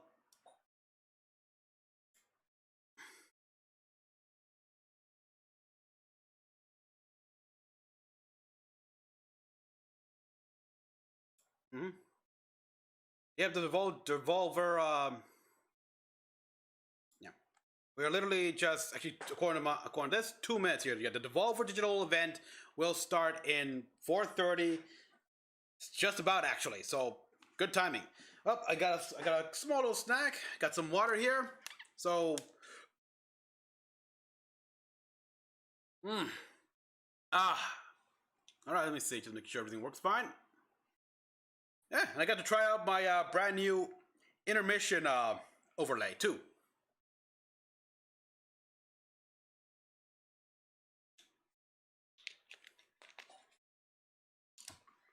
Now, Devolver Digital. I'll be honest, I'm not looking forward to their games.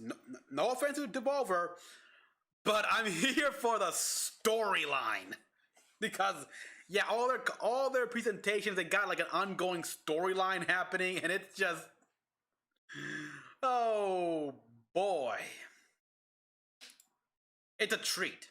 It's a freaking treat. I wish I had popcorn.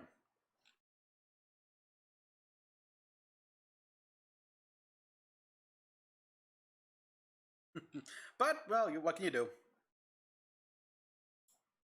Now, not to say, I'm not interested in whatever Devolver has made here, like what they've presented, because they have shown a few games that back then caught my eye. Ooh. I think it's the beginning.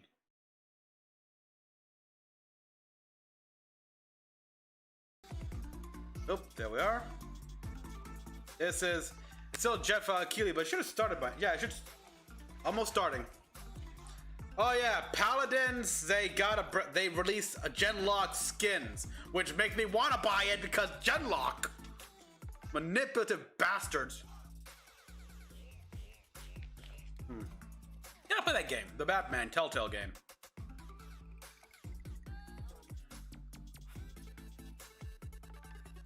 Oh. After this, it's gonna be the Gearbox at, ooh.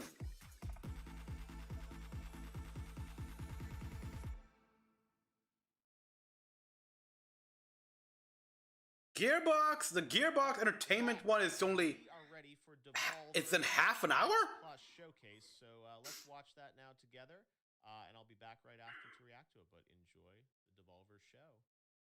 It's always a bit of a trip. We'll see what they've got in store for us. We'll see you on the other side. It's about a half hour long. Enjoy. Okay, it's a half hour long, so we'll meet after this Gearbox.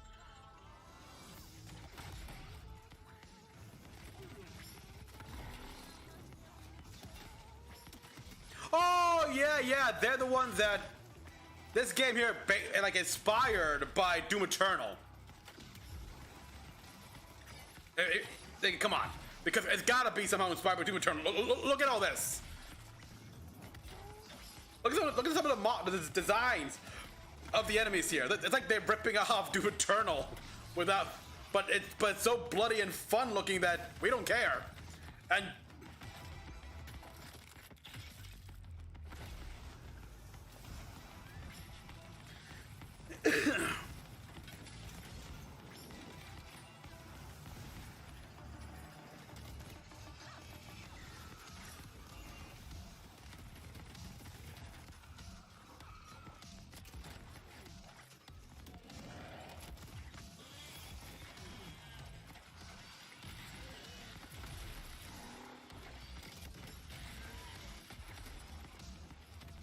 yeah. Oh yeah, pulling him out. Yeah, this is actually an old trailer. I think this one actually, technically, but still awesome.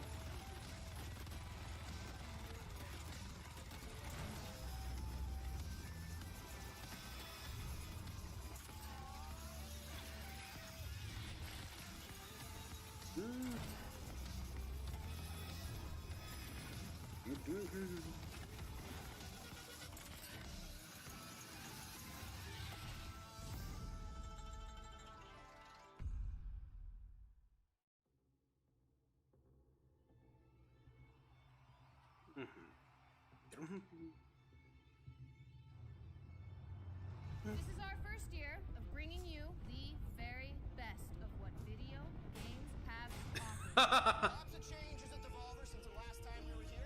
Oh boy, God, would we want to live? Irrelevant. She's straight busted. I've got something better. Yeah.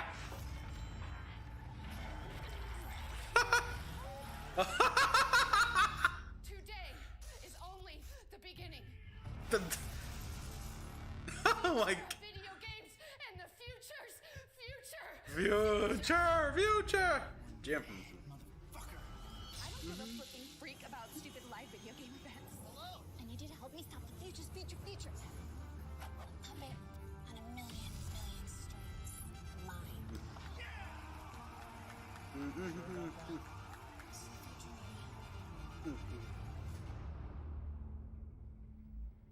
What's next? Hmm. The future. So then, you know, we kind of wrap it up after that. I'm thinking it's like a 4-5-year deal. Or, okay. Huh? Right? I think it's shit garbage. Fucking shit garbage. I mean, it's a dumb idea that'll never work. Hey, You're an asshole for thinking it up. Who thinks this shit it up? was me. I thought An this shit. asshole thinks this shit up. We're And not doing a 4-year-long series A of four-year- videos about the futures, whatever the shit. Devolver Digital Cinematic Universe. Shit. Devolver Digital. Fucking face. That was supposed to be me, right? My face. Is that even legal? All Devolver Digital new hires release wholly any work likeness attribution and/or image rights upon execution of an employment contract, clear as day. Basically, we can do whatever we want with your likeness. Wow. Some stupid deepfake video abomination or whatever. Enough of this. You, less talking, more typing. I don't like it. The internet would never buy it. We produce video games at Devolver Digital, and damn good ones, I'm told. Now, I'm told. Go to my conference room and take your dumb movie idea with you. Yeah, but listen, it's not just a dumb movie idea. It's a multi-layered narrative universe. You don't understand. This is art. This is painting with light. This is cinema. I love this. Listen, Slimes, it is a goddamn white-hot arms race out there. This is- type media-fueled intimidation game. This is how we all imagine it actually is like in video game board meetings. Emmer shit behind. Melissa, do the numbers. Yeah, so in the It's last bad, people. Real type bad. We need a fresh perspective. Something wild. Something stunning. Something new but not too new, but new enough so that it seems new to those know-it-all know-nothings in the know, you know? Actually, ma'am, I think... No. Record scratch. What? Who are you and why are you making noises at me? Nina, ma'am, Nina Struthers. I'm an adjunct under-executive on the marketing team. I'm gunning for Synergy Officer one day. Why are you pouring the coffee? Because we need coffee. Grab it, Hackjaw. Wow. Is it? Put the coffee down and talk at my face. Well, the thing of it is, a few of us were talking and... Monetization. As a service. See? What he said. That's gotta be the most ridiculous... Let's fucking do it. There you go. Wow. There you go. Monetization as a service. Why not? For 4 decades and counting, Devolver Digital has been at the 4 decades. technical, social, and humanitarian progress in the burgeoning Humanitarian. market. That's no accident. The global research and development teams at Devolver Digital Incorporated have worked tirelessly to deliver to you, the unwashed consumers, so many breakthroughs in the video game entertainosphere that it's arguable as to whether the countless... Just walking around this place gives me so many questions. Devolver Earliest Access delivered games to the marketplace at the exact point of conception. A developer even thinks of an idea and that shit's already for sale. Boom! Devolver Digital Screen Pay allowed loudmouth consumers to not only throw money at their screens, but to throw money Hey, look, is that a monster from last one? offshore corporate bank accounts. Guys. Devolver even jumped ass first into that crypto like Oprah before electric car barons made it all the rage with loot box coin. The market Oh began boy. the last physical cryptocurrency that lived entirely off How many take did they do here? Because it's ridiculous and awesome. The brains, Devolver. Devolver Land Expo straight up revolutionized the very concept of marketing as the industry's very first quadruple A playable video game trade show that you could download and play as a video game and video game play as a video game. Progress can't be stopped though, no. So this year, Devolver Digital is taking aim at the blisteringly lucrative subscription service video game market. The Welcome to Devolver Max Pass Plus. Max Pass. You know what? That's genius. That's genius. It pretty much emphasizes the entire thing. Hey, why aren't you a security guard? Welcome to the future. Games as a service. A razor-edged industry shuck jive that is served to convert what was, traditionally, a one-time purchase into a potentially lifelong chain ball commitment to reoccurring payments for video games that, well, let's be real deal about. That is the point. This is how. Yeah, this is what. It's like they embrace it. Likes to take things further. Dive the big dive, you know? Take the leap, push the envelope, toad the wet sprocket, go big or go home, and baby. This was genius.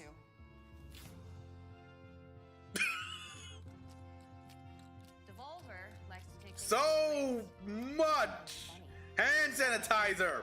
Now arm sanitizer. uncomfortably prescient. That is why monetization as a service. Give me some more.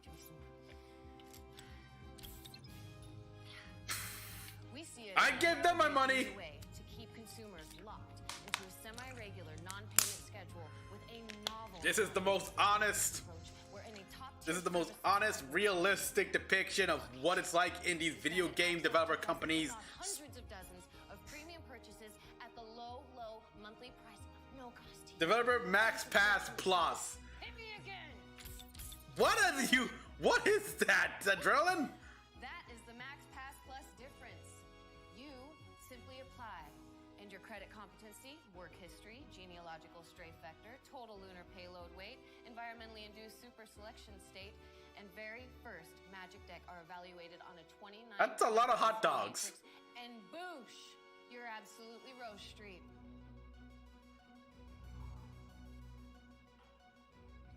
Chili dogs.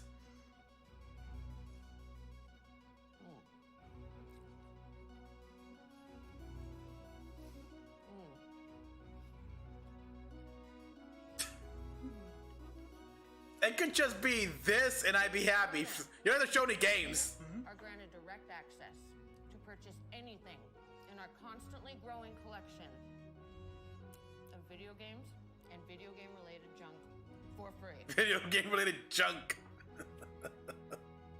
Oh wow. Well, for free? Purchases, they're not free. That would be insane. Yeah, no, I thought so. Those purchases though, totally freezies.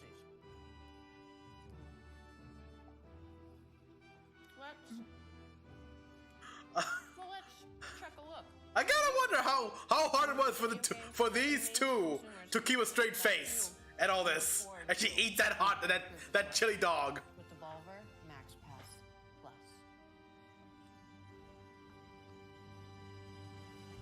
They actually sold me on the Max Pass Plus. Premium purchase. My God. Oh. And now we've had that introduction. Is mere illusion.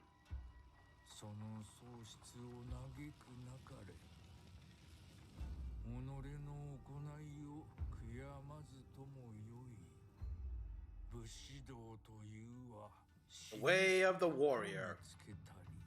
It's found in death. Ooh. Okay, I see what is nice. 2D. Old school, like with an old school, like what's that director's name here? They have a filter effect on Ghost of Tsushima. Trek to Yomi. Okay. Oh, digital PS5. I have got, yeah, like it. Premium purchase. That was beautiful. That's pretty beautiful, actually. I like it. More. Nope. Nope. And failed. Okay, so we got... Oh.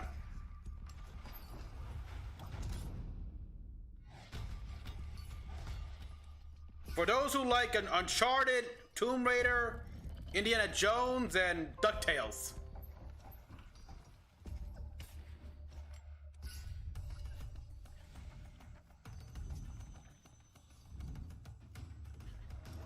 Cool. I mean, yeah, it's pretty cool, actually. So, yeah, it's okay. It's treasure hunting, like obstacle course thing, where you've got to pass all these booby traps and what have you from ancient civilization to get the treasure. Look at this, like you have so many. What?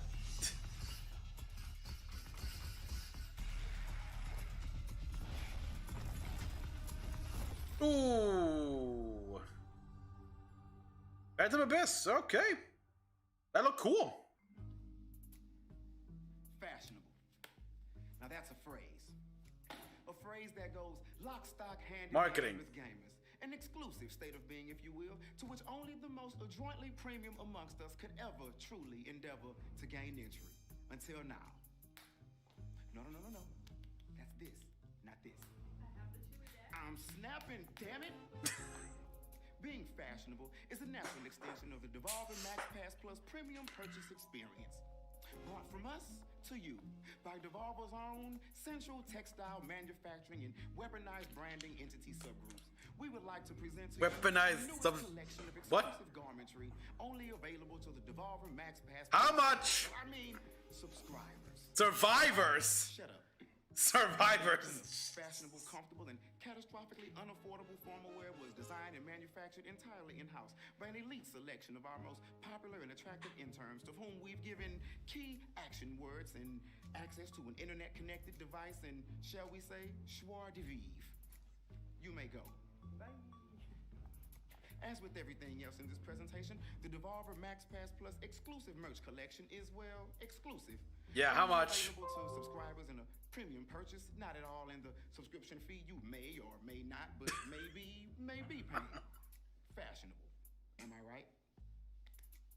So how much do we spend? Let's take a deep breath and take a peek at these two premium purchase products that will be available to you soon. The adoring Devolver Max Pass Plus Survivor. Survivor, huh? Yeah.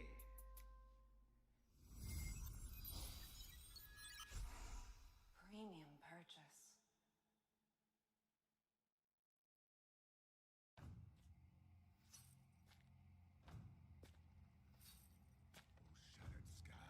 Wasn't this?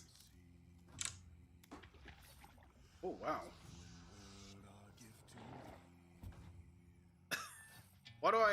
Why did I almost think that was the Nomad of Nowhere? Season 2. I like this.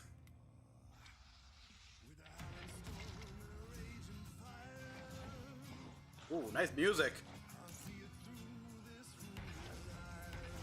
Whoa! Ooh, whoa. Nice.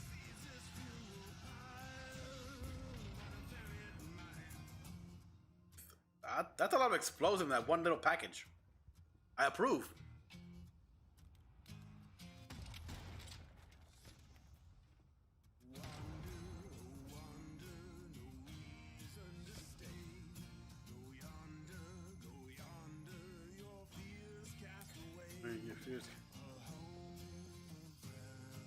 Ooh, okay, make it special. So, wizards with a gun. Ah. Magic guns, I haven't seen that in a long time. I think the last time I saw that concept was Maho Sensei Negima. Wow.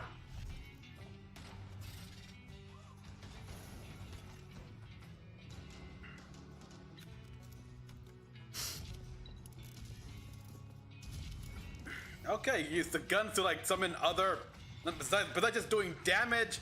If use magic guns for everything, including making the floor and making your furniture. Premium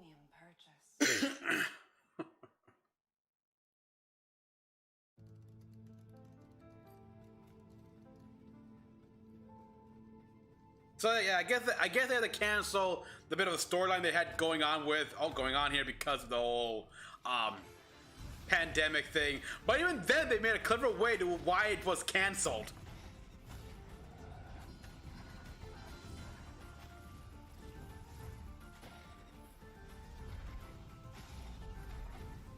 Brownies. You have to clean this place up though, not to attract ants. A Toad Warrior there. Discarded.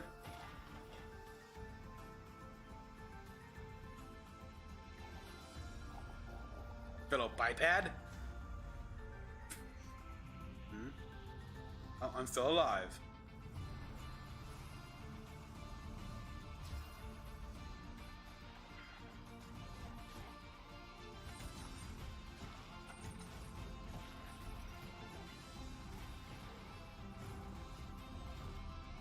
Yeah, top down little hack and slash there. Nice. Oh god, oh god, it's a witch from Spirited Away.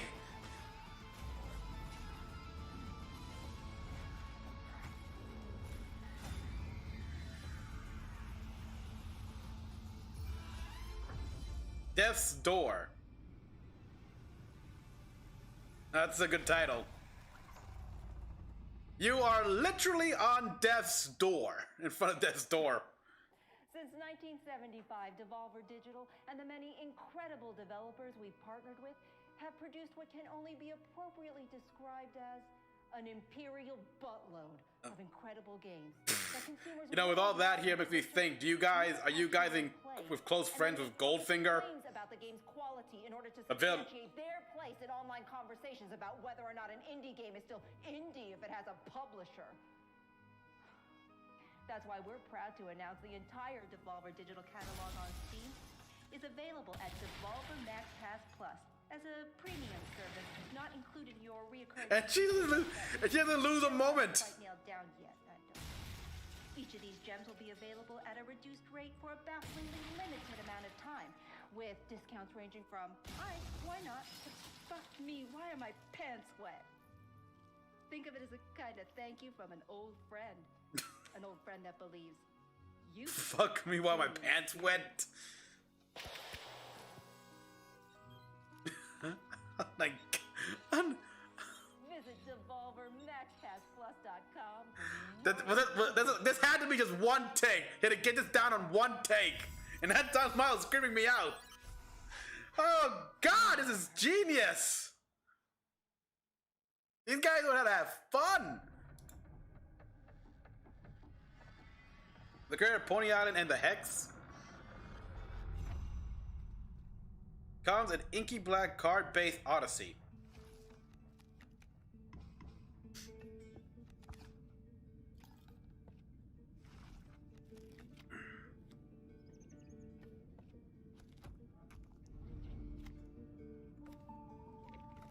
Ooh. Ooh, lurks within.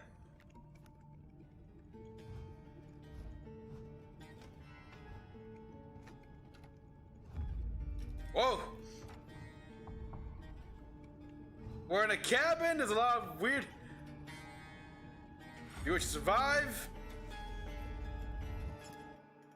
Sacrifices must be made. Okay. Oh. Whoa. This game's got atmosphere.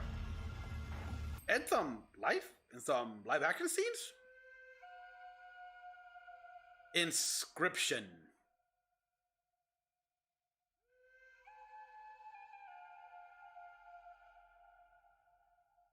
Dude, Square is down until like tomorrow. What do you look at the schedules? Premium purchase.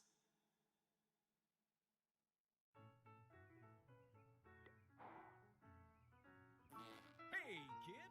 Do you love video games? I'm a grown man. What are you doing in my bathroom? Love video games? Well, yeah. Play them quite a bit. Do you want to pay for video games? Not at all. No. What if you could play a game for free, but then later we charge you for cool stuff and make you watch ads for minimal benefit to you, the consumer? Well, that doesn't sound right. Pick up your phone, it's tumble time. Ignore loved ones. Ignore loved ones. Reprioritize your life. Let it consume your very being. He's dead. Turn real money into pretend money and spend it. Oh yes, yes. That's accurate. Favorite characters that you've never even heard of. Pick up your phone, it's tumble time. Pick up your phone, it's tumble time. Wow. So. Devolver Tumble Time is the future of physics-based puzzle gameplay, elegant monetization, and strategic brand integration. Choose characters from a loaded roster of your Devolver digital faves and rack a major, huge, big-time game points by matching the impossibly adorable heads on the tumble. We mentioned that it's free, right? Because it's free. Except for the ads part, where there are ads, because, of course, there are ads, because nothing is ever really free. Get hype and unleash Magic microwave. special move and clear chunks by creating and activating chaotic chain. That giant ant on the table. Pre-register for Devolver Tumble Time on the App Store and Google Play by visiting devolvertumbletime.com. Woo! Hey! Nina!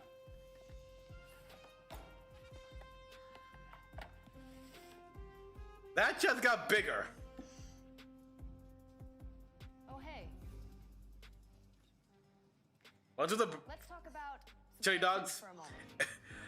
And why are you using an old-timey computer? Monetization from days gone, when your grandparents wanted to try a new cheese each month and your uncle wanted to look at photos of naked ladies from the comfort of his own tool shed. An unwieldy, physical beast that we have haphazardly let slip into the digital realm, leaving us with nothing but ones and zeros to stand in for our stinky dairy product and perfect knockers. Devolver, though, aims to return subscription-based addiction back to its more tangible roots with a premium purchase title available only in this, the physical plane of actual, real existence. Look at him eat. Goddamn right it is. Introducing A Switch. Demon Throttle. Demon Throttle? Developer Doinksoft, the creators of Gato Roboto, is coming to the Nintendo Switch as a physical box set, and only a physical box set through our good friends at Special Reserve Games. Oh, you heard me right.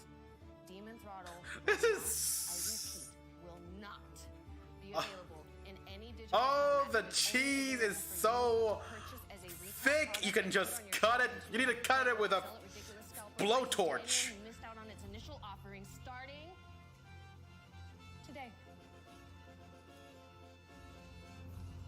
Check a look.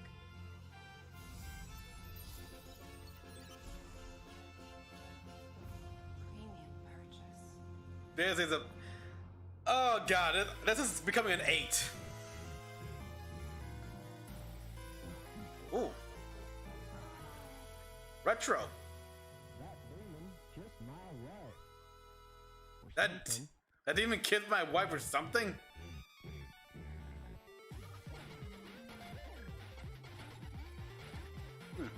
So, Demon Throttle here. When was this game released again? Because I think I may have heard about this. The name does sound familiar.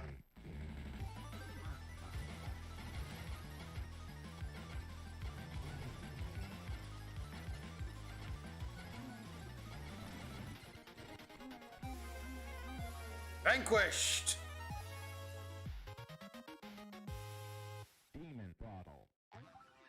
Doink Software. Through the special reserves? I mean, right? I love it.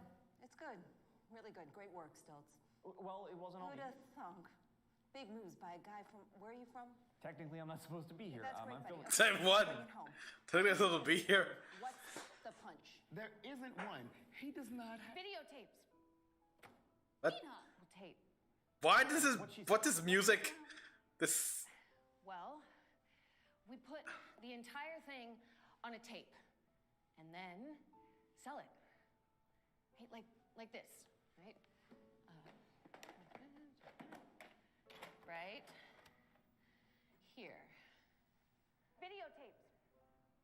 The trick, though, is that there is one and only one, and we sell it to one buyer. We put only. the entire thing Just the one. on a tape. Just the one? Just the one.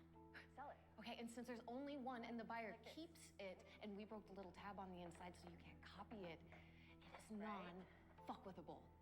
Here.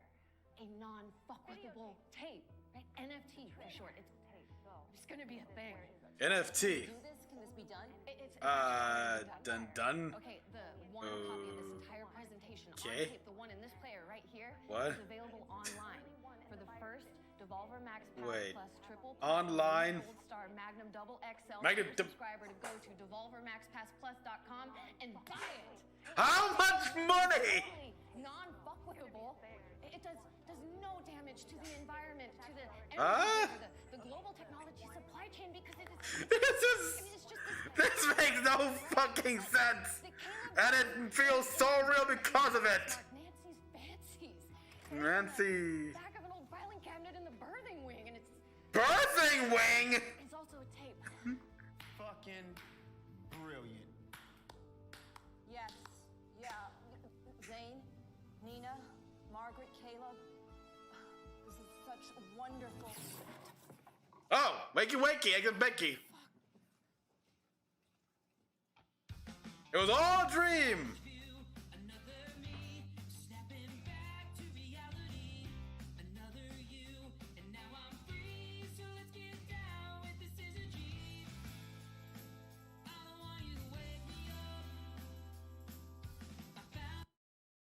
It was all a dream.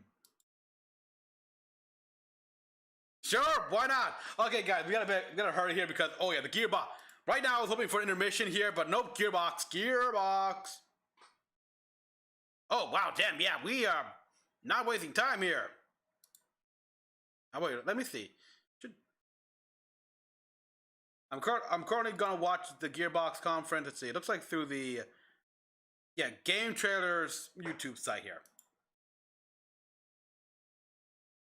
Let's see. I'm gonna put the audio on mute right now, but that was just.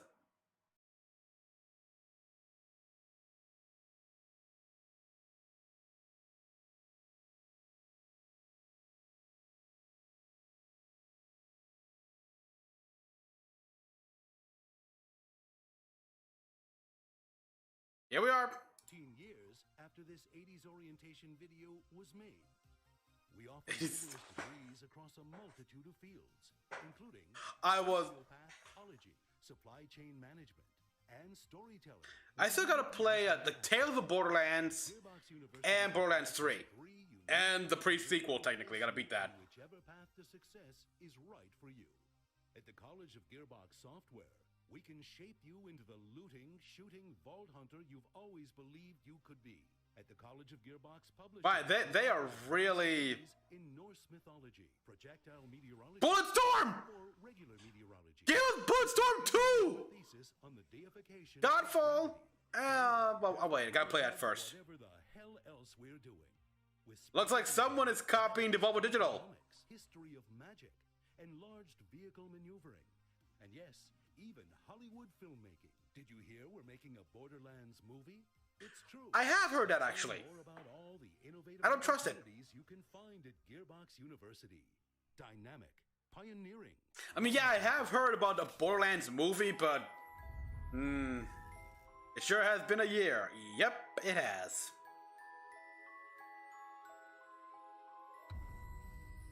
Did you wear your mask?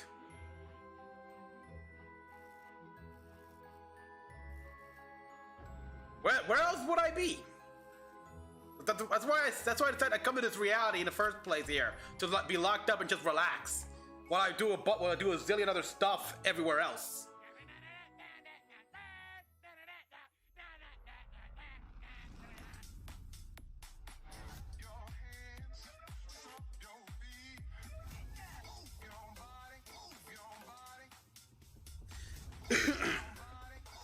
Ooh, what treat do I get? I know they released the trailer for a Tiny Tina game. So yeah, this is like Gearbox's first ever little presentation. If they have done one before, I forgot. Ooh, Budapest. Oh, Hungary. Wow. Hey everybody, if you don't know me, You know what? Give me a game set in Budapest. Ready, pitch, ready, hello. The head honcho. Founder of the Gearbox Entertainment Company and executive producer of the Borderlands franchise and all of the great games that we do at Gearbox. I am right now on the set of the Borderlands motion picture, in development, in production. We're shooting. This is a live soundstage, and I thought, since I'm here, wouldn't it be cool if I walk you around a little bit and show you some of the cool stuff that we're doing? What the? We've been everywhere. We've been in the caves of the Caustic Caverns. Caustic. This may or may not be our Arena Genital Tiny Tina. Oh. In the desert, in the sand. I get it. We've been in the stone quarries doing all kinds of amazing stuff. Actually, look, this is, hey Eli, can I grab you for a second? Yes. This is Eli Roth, our director. Eli Roth, the director of Chaos. Hey everybody. This is our E3. Our gamers. And you got Edgar. I know. Okay, He doesn't exist in the game. interesting. I don't like the start here. Well, Edgar Ramirez. I'm not a big fan of the start here. It's like, okay, you're starting this off by. I've never met him before in the game or in real life. We're meeting Atlas for the first time in this movie story. Atlas. I'm so stoked that you're here doing this. Thank you, man. I mean, don't get me wrong. I mean, Oh, thanks. I wanted to see what this Borderlands movie is like here, but can we get to the games? You had a pretty cool opening right there, pretty funny opening. I mean, it's unreal. I mean, we have. But get to the games first. But it's lots of blood, lots of guts. It's totally bonkers, but it's also very Borderlands. And I have learned how to twirl a Vlad off. You know what? I think we should. Let me show this. Yeah, we could show that. This is the stunt one. That's this is video game fans will recognize this as the Infinity. It's a Vladoff Infinity. Really? And you've gotten pretty good at twirling. Well, they have ones that actually, this one is light, so I could really learn to twirl because I don't want to smash a real one. Good at that. But Kate's amazing. Kate's like, That photo of Kate Blanchett as Lilith. That's right. She can do the front twirl. Isn't it unbelievable how she's brought Lilith to life? I can't wait for you to see. Like, Kate is a god. I saw. Everyone thinks of Kate from. Okay, look, the more they try to bump up this supposed movie that not even have a trailer yet, the worry we get here. It's like, don't hype it up. It's wild to watch her walk like Lilith. Don't hype it up when you don't have anything to show. We don't want to make You're not even showing the characters in costumes here. You just have to make a great sci-fi movie, period. And it's So this is already. Who play the video game. If you have people in your lives. I won't say poor start, but it's certainly making me quite cautious. This movie's how you do it. You can bring your family, your loved ones, bring them to the movie. We want this to introduce them to Borderlands. They're gonna love it. We want this to be like a gateway drug for the non-Borderlands fans. I mean, look, the great thing about the game is there's so much to it that Yeah, and I gotta play it. I gotta play the third game still. People can live in the I gotta play a lot of games. A different experience. Yes. The experience has to be thrilling in a different way and exciting. Have all the things that the fans love. Easily the best cast I've ever worked with. Kate Blanchett, like Jack Black as Claptrap. All came in just to come in and play. And You know what? Everyone is Okay, we all love Claptrap here. Even sometimes we get annoyed by him, but Florida is Ariana is Tiny Tina. Tiny Tina. Roland. I mean, Kevin is a man. All right, so this is set during what? The between events of Borderlands 1 and 2, or like even the pre-sequel stuff. Like, when is this set exactly? Because Roland died in the second game. It's no spoiler right now. The R-Odds are legendary. Hey, Ari. Guys, this is Emmy and Ari from R-Odd Productions. Ari Arad has made a whole bunch of awesome movies. You're probably familiar with the R-Odds from Marvel, right? Because Avi Arad, yeah, the one who produces all the Marvel movies. Called Spider-Man. Stanley. I believe you're the executive producer. Yeah, I worked on that one. You worked on, and then the X-Men, and then the Avengers. What? Hugh Jackman with that hair. I think it's gone from there. These are the most successful movies of all time. Scarlett Johansson. For comic Wow. books. And the pitch you gave me was, hey, that was cool. We figured it out with comic books. We think that video games are the next frontier of this, and we think Borderlands is the perfect video game. I don't know. I mean, don't get me wrong. Look, And how was Detective Pikachu, it's kind of a jerk, wasn't it? Sonic the Hedgehog. They were great. But you were right. Then we saw the new Mortal Kombat. I understand, like, we get hit up from Yeah. all the time, and it's a different world. Like, what we have to do to make video games is a completely different skill set than what you care about. So I don't know. This And a live action. If it's a live action Borderlands movie, I have every reason to be worried. This could be the one that delays video game live action adaptations even more. actually develop it, not just, you know, a lot of these guys will collect options and just throw it at studios, just see where they can get business done. And you, I mean, I probably beat you up for like 2 years plus. Oh yeah. We called it dating for 2 years. Yeah, exactly. I remember. You remember we were dating for years, yes. And but we did a deal, and it's been a long road. Yeah, but you know what? We're here and we're psyched, and it's been worth it. You know, like feels like we used that time pretty well. I can't believe it. You know, and we're really proud of where we're at. It's pretty amazing. So we're more than halfway done with the shooting. Yeah. Well, we're about 2/3 of the way done. Oh, look at this. All right. We got Eli again. We have a really funny shot. Oh yeah. With the trash, we should be shooting it behind the scenes. I was told that we I can't. don't think we can give it away, but I think that for him, anyways, for our behind the scenes, we should get it. Oh. So, Okay. I'll tell you what, you guys. Is that one? This is Eli. This is Ari. Oh, don't look that way. We can't. No, this way. Look this way. We can't show. Yes. I don't want to. Okay. So, guys, it's going to be an amazing E3. Borderlands, the film, is going to be absolutely incredible. Don't do Cool this. stuff to show you. I know some Don't hype us up. It's like you're setting us to be disappointed. Like you haven't even released a trailer or a teaser I wish I could be there in person, but or anything. We're There's going to do it this way. Thank you guys, and I'll catch you later. Cheers. Among the many innovative Yeah, I'm courses scared. offered by Gearbox University, Really scared now. make sure you check out Borderlands Science. By solving the puzzles, you can contribute to real-world research studying the human gut microbiome. For you freshmen in the audience, here's our leading scientist, Mayim Bialik.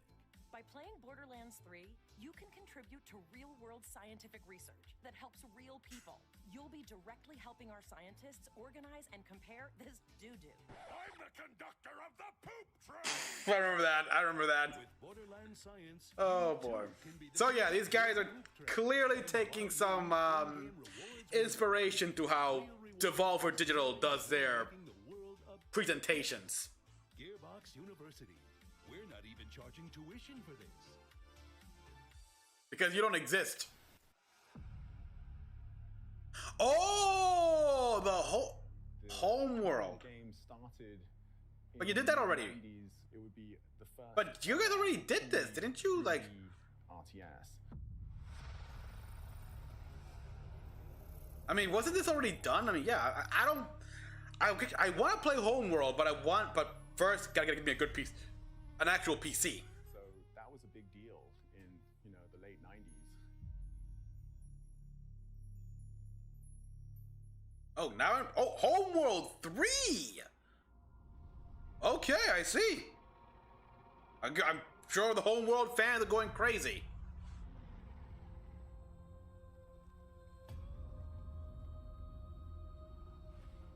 Fate. It soars on the wind. It rises from the grave. All that purple makes me think it's Tiny Tina. Yep. You cannot hide from fate. The Tiny Tina game. But you can make your own.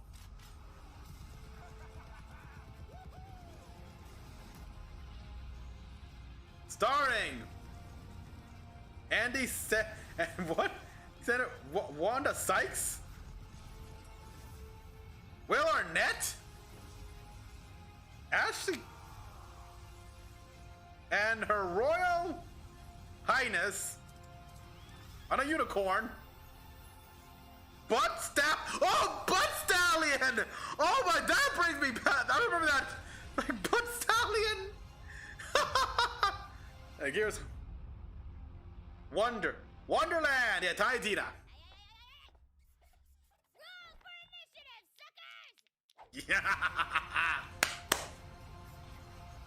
So, is it an expansion of Bunkers and Badasses? Quick question. We're not talking about yet, right? That is correct. It's my favorite. Hi, I'm Kayla Belmore, and I'm senior producer on Tiny Tina's Wonderlands. Well, So what's really unique about Not really. Wonderlands is it's a looter shooter, which is pretty classic for Gearbox software. But for the first time ever, we're setting it in a brand new fantasy environment. Even though it's inspired by some of the content we've made before with Assault on Dragon's Keep, a fan favorite. Yeah. It's a completely standalone plot, new set of characters with some nods to the past, but if you've never played a Borderlands game before, Yeah, I you get- can absolutely jump right in and enjoy it just as much. It's Tiny Tina's fan fiction. So we're absolutely excited to talk about all of Which I'm all for that, by the way. If it, I'm joking, but if you actually do, but this actually is Tiny Tina's fan fiction. They're not your average wyvern. Go. So, of course, we've got goblins. You definitely can't have a fantasy game without goblins, but again, we like to make them our own. Thank you so much, everybody. I hope that you are as stoked as we are about Tiny Tina's Wonderlands. Follow us on our social channels to find out the latest and But greatest. yeah, clever news. spin-off Enjoy of rest the of your Borderlands series. This franchise has been around for so long. Okay, another more Homeworld? Okay. 2000, whoa. Here we That are long this ago, year, damn. And we keep looking at like, well, Homeworld 3, this has to happen. Okay, we established already. That's the second time you told us in production. We get it. Good. The giants have come to Midgard, and you have been chosen by the gods to protect this realm. But your first task is to find some new clothes that aren't as drafty. Wow, I don't know. This journey starts in the wilderness. Hunt down pets, gather rare resources. Hey, if it works for Red Sonja. Famed world. Once you've plundered all you can carry, return to your village and use those resources to forge Viking-worthy gear. You must protect the seed of Yggdrasil at all costs, or this world and everything in it will be destroyed forever. So take heed. Ahead things rise when the sun sets. Destroy these dark spirits before they destroy the seed. Each victorious knight makes way for a new day, to venture into new lands, build to greater heights, and face fiercer creatures. And with great rewards. But be careful. You're of little use. But yeah, this is the Craft legendary weapons, build deadly defenses, and grow another Norse-inspired Viking game. on their way. And it's time for us to end their path of destruction. Let's show them our might. Sorry, Gearbox, but it's not you. It's actually it's just Norse again. Valhalla. Can't wait. We went from going crazy with the Greek gods, and now we're all like have a hard on for the Norse gods. They're still European. Go somewhere else. Give me South American goddess, African gods, Indian gods, something new. We're just under 2 I mean, not months European. from finally launching our upcoming 10-player co-op action RPG, Tribes of Midgard, and deliver it to you on July 27th on PS5, PS4, and Steam. In Tribes of Midgard, you play as an Einarjar, a glorious Viking hero that's been You know what? returned to Midgard You know what? Here's an idea. in order to protect the seed of Yggdrasil, the world. One of the European mythologies that I don't know much about, because it barely touched upon, is the Celtic stuff. So, in order to craft better equipment go Celtic. to help you survive. I'm sure you've done that before, but do it again. I don't know. Each night, creatures from hell will emerge from the depth to attack you. That's hell with one L. Make it through the night to go back out to raid enemy camps, dwell in caves, take part in events, go on quests, build anywhere, and of course, loot countless items to gain experience and level up your Viking. We now have 8 classes in the game, each with their own abilities, specificities, and playstyle. As you gain experience, you level up to unlock even more skills, which you can then combine with dozens of runes. Part of mythologies. Well, creatures aren't even your biggest threat. You must get ready and prepare for not necessarily, but if you think I'm gonna say, give me more Japanese mythology, we have plenty of that already. Like that's what JRPGs and stuff like that's for. But hey, give me some Chinese. You must stop it and take it down. I just want to know. I want to learn more. It's game over. Besides various versions of the already established and popular mythologies. We highly recommend that you bring along 9 friends to thrive together. We cannot wait to share more information about this ever-growing epic saga in the weeks to come. In the meantime, you can already pre-order the game right now to earn exclusive items and be among the first to defend Midgard against Ragnarok. Because as they say, Valhalla can wait. Thanks for watching. Sail. That delivery almost put me to sleep. It's not all textbooks and calculators. Sometimes we like to kick back and have a little fun. This is fun. A good sense of humor is of vital importance if you want to succeed in Uprights. Here's a list of sensible wisecracks you might hear when you're exploring our campus. Why did the tribe of Midgard cross the road? To get to the Thor side. Knock knock. Who's there? The commando. Actually, I think Egyptian did have their time, like especially with Stargate. But yeah, like during the 90s and early 2000s, Egyptian was. So yeah, it's. I've God fallen, and I can't get up. Claptrap. I have God fallen. Mad Moxie walk into a bar. Wait, I think Moxie owns the bar, so why would she be walking in? She'd already be there. And is Tiny Tina old enough to drink? Maybe it doesn't matter in space. Also, what's the punchline? And how is Claptrap walking in? I want to say he counts as a unicycle. Okay, we'll work on this before we submit to E3. Gearbox University. Our comedy school is a 2-year degree. Our comedy school 2-year degree, okay. Alright, Godfall, I don't know.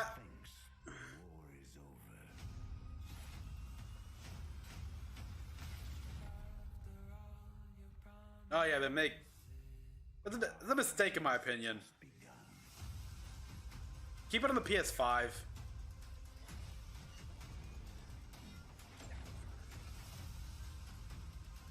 You fire an Arctic suspension?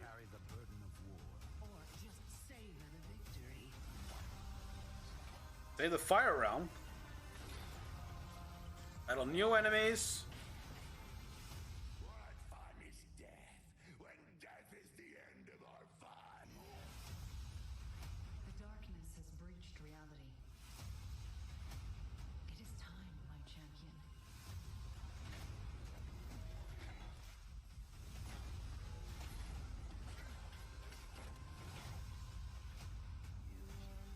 Aren't the Romans the same as the Greek gods? Yeah, it's the Greek god, exactly, so what's the point? And Arthurian? Dude. Yeah, Arthurian legend? Man, Disney made Sword in Stone. So yeah. I am interested in playing this game, by the way. I'm gonna...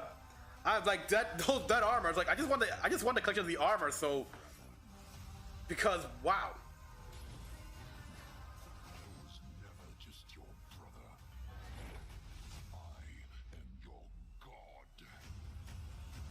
Fire and Darkness, Lightbringer, August 10.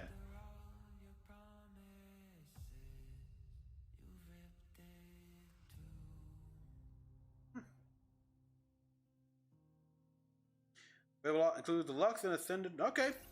Nice. Hey everyone, my name is Dick Hayne and I'm the senior technical producer at Counterplay Games. First and foremost, on behalf of everyone at CPG and Gearbox alike, I want to thank you for being part of Godfall's journey up until this point.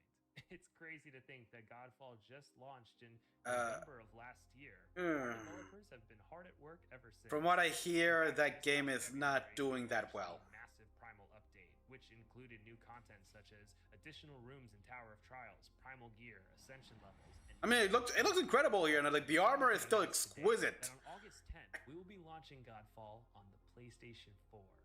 Not only that, but owning Godfall on PS4 entitles you to a free PS5 upgrade, and we will support cross-gen play, so PS4 and PS5 users can seamlessly co-op together. And if you've been struggling in the Ascended Tower of Trials, don't worry, we're adding matchmaking. But really, matchmaking and the PS4 edition are just the tip of the iceberg, because that's tomorrow. So excited to launch our first ever. Keep in mind, everyone here, right now this is Gearbox software. This is their Gearbox conference. There's no Microsoft today. Trophies, cosmetics, and so much more. But alongside Fire and Darkness, we're also releasing a... I strongly suggest you guys look up the schedule. The main component of the Lightbringer update is a new... And if you're hoping for any PlayStation, keep in mind Sony has gone off and said quite clearly they're not here. They're not gonna be in E3 again. So First Loot will challenge the player to complete particular objectives in order to lift the curse and awaken them. Basically, if you thought Primal Gear was tough, you ain't seen nothing yet. And then, of course, we want to make fashion the forefront of Godfall. So we added a huge library of cosmetics to both the Lightbringer update and the expansion alike, all of which can be unlocked by simply completing objectives in the game. Good call. Good call right there. Honored to be speaking here. I mean, I would have, because you hear they're going crazy with these. Tone and vibe and feel to Homeworld that hasn't been emulated since.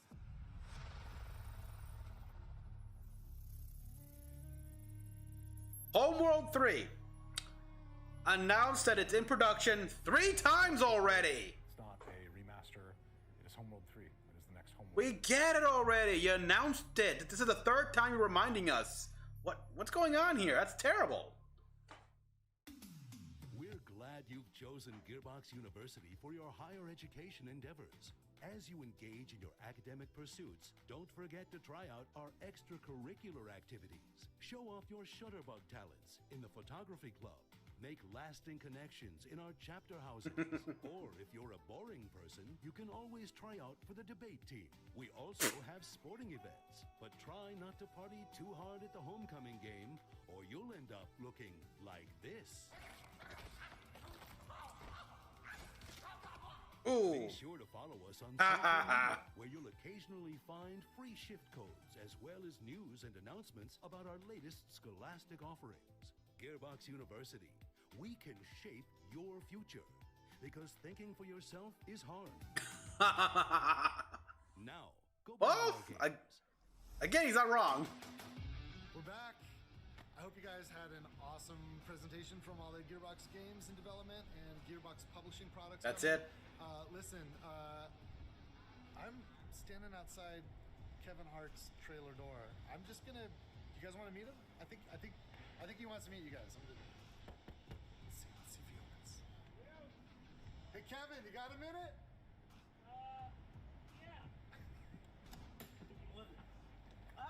Borderlands fans, meet Kevin Hart. How you guys? Hey, Kev.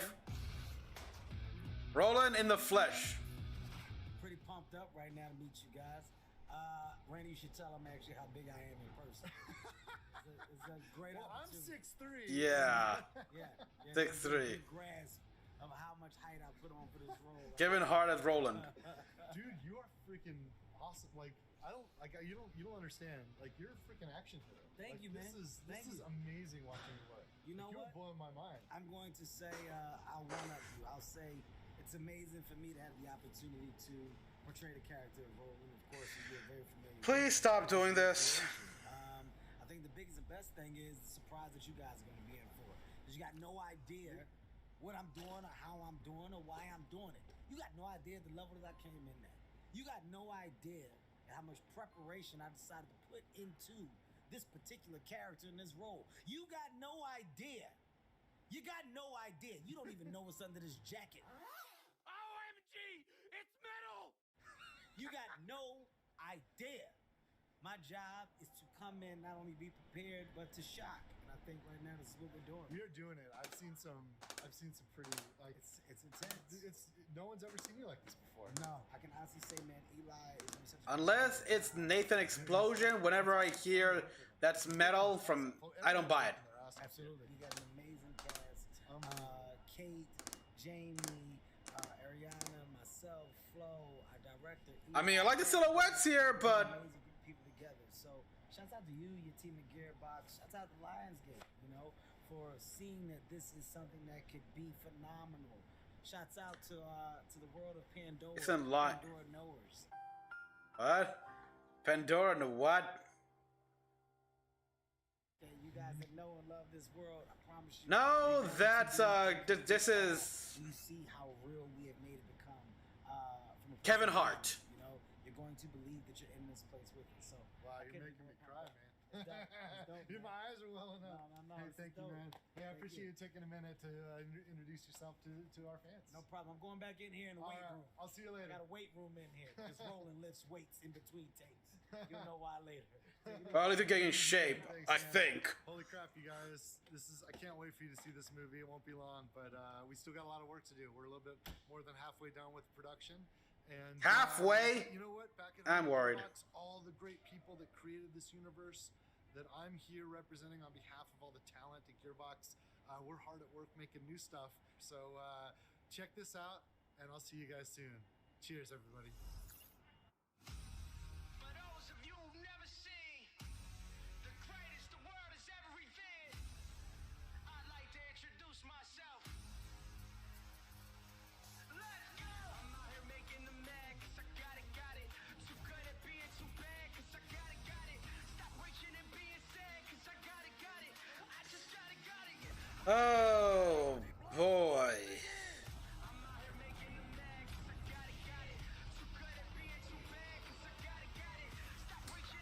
Four out of 10.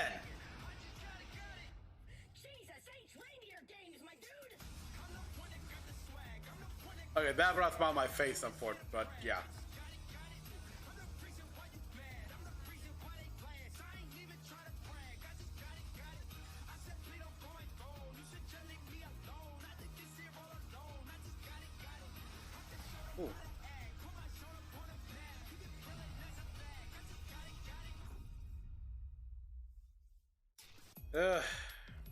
Even though I'm kind of following it, but still.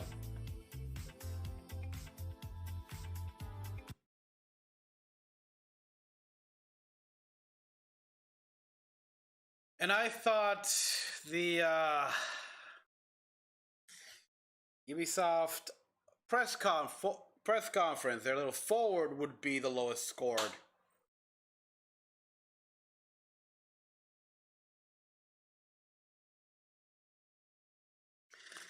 Gearbox, as far as your first presentation goes, you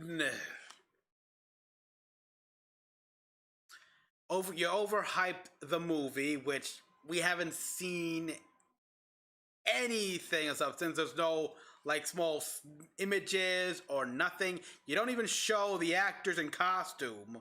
That's not a good sign. That's never a good sign. You're making a big deal out of it. It just feels like you're trying too hard. It's like, this movie's gonna be great. It's gonna be awesome. You will love it. Trust us. We have been burned so many times on this thing. Okay, like people always say, this is gonna be a very loyal, loving, and it's not. It's not. I'm sure people thought the same thing about the new Mortal Kombat movie, and look how that turned out. Heck, I had hopes for the Assassin's Creed movie, and I got heartbroken. And then there was like, okay, you're making Homeworld 3. Great. I mean, that's great, cool and all. I mean, I haven't played Homeworld or Homeworld 2, but I've heard good things. I am interested in playing those games, so that's great. And you had to remind us 2 more times?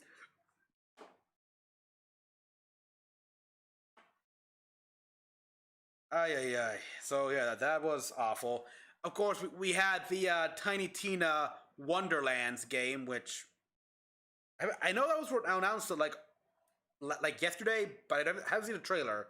And what I saw here, I like what I saw there. That was cool.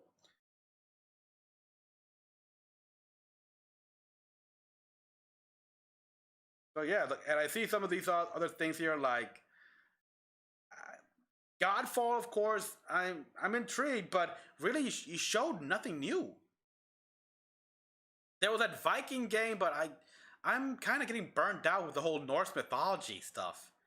It's like I felt the same. I felt the exact same way with Greek mythology and such. Now it's Norse. It's like I'm tired of European-centric mythologies here.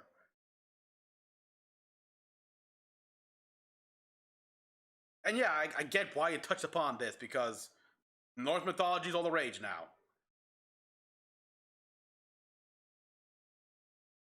I'm looking through the timeline here, and yeah, the entire thing was only 30 minutes long, and you wasted so much time just promoting the movie. This is a video game conference. I mean, yeah, you got a video game movie, and you can talk about it, but that was the bulk of your presentation. It's like Ubisoft did this right here. Like they talked about their show, only two shows, which honestly I'm surprised. One was the Mythic Quest one, and the other one I don't even remember the other one. But but yeah, the fact that they only talk about two shows when they've got so many in the pipeline already for Netflix between like two Tom Clancy shows and three Assassin's Creed shows. I was like, waiting for that here. That's what I was waiting the most here. But to my surprise, no. Instead, they kind of they gave us some pleasant gifts here, some nice little things that people can like here, like Mario plus Rabbids, Star of Hope. That was great. And they also told us a few things here, like the new expansion for Your Honor, your whatever, for Honor, whatever. So there's all that. But yeah, I can say that. Well, it's definitely because I had lower expectations for the Ubisoft Forward here. That I think that's far better than this Gearbox. In fact, no, even if I had decent expectations, I would still say the Ubisoft Forward, the Devolver Digital, was a lot better than this here. The Devolver Digital was a fun ride here, and you can tell they were trying to sort of probably. Well, actually, you know what? They weren't even trying to emulate that. They weren't. They were not even emulating the Devolver Digital. It was just. It was cringe. It was really cringeworthy. Which I'll give you guys the benefit of the doubt. It is your first, I believe. As far as I remember, you've never done this before. You've never done a presentation, so you're finding your footing. But look, in a video game centric conference like this here, even though it just people say something else here, it's gotta be about the video games. You can talk about the other projects here, like centered around video games, like that movie, but when your bulk of your presentation is just hyping the movie, you're doing something wrong. I mean, seriously, it's like Devolver Digital was the same length as this one here. And it showed more video games here. It had a bit of fun here with the storyline, which I still loved. It was hilarious. But I was falling asleep here. I was falling asleep here. I yawned more than once here. In the Forward and the Devolver, I did not yawn. So yeah, you guys, like I said, I'll give you the benefit of the doubt here and just give you 4 out of 10. Ubisoft Forward got a 6 out of 10. And the Devolver Digital, I gave that a 7 out of 10.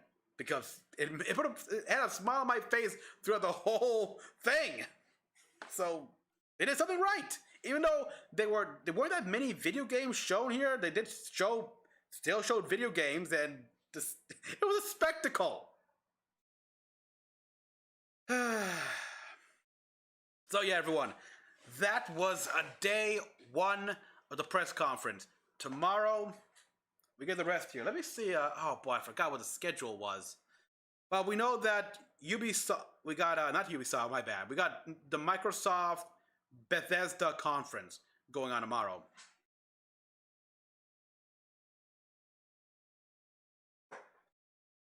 It's not a surprise to me that they haven't been making any new games. I'm sure they had a plan. They had a plan, but unfortunately, something called COVID-19 decided to come in and kick them back. So whatever plan they had here, it was gonna happen because, well, look what, again, in several conference like Ubisoft conference, like I mentioned, they at the beginning they did not show Prince of Persia remake. They delayed Skull and Bones. Sadly, this was gonna happen.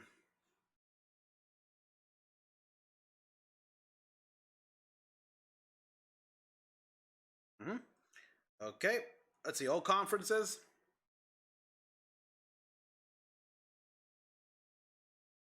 Sorry, apologies, this is very unprofessional, but let's see.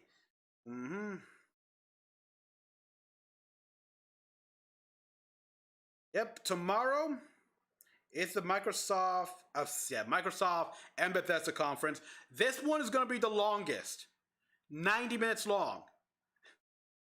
Because, yeah, we got two here, and I'm really hoping here, because Microsoft and Xbox knows how to do these conferences. They know how to set them up. So they're going to rein in a lot of Bethesda's little bullshit. It's like, Jesus Christ. I still remember the last conference they did where they had a band and it was just, the music was awesome here, but you focus on the band as opposed to the video playing above us. And there's also the Square Enix press conference, which, that's the one I'm looking forward to, people. The Square Enix press conference. That's the one I'm actually going to dress up for. Can't wait. All right, and so,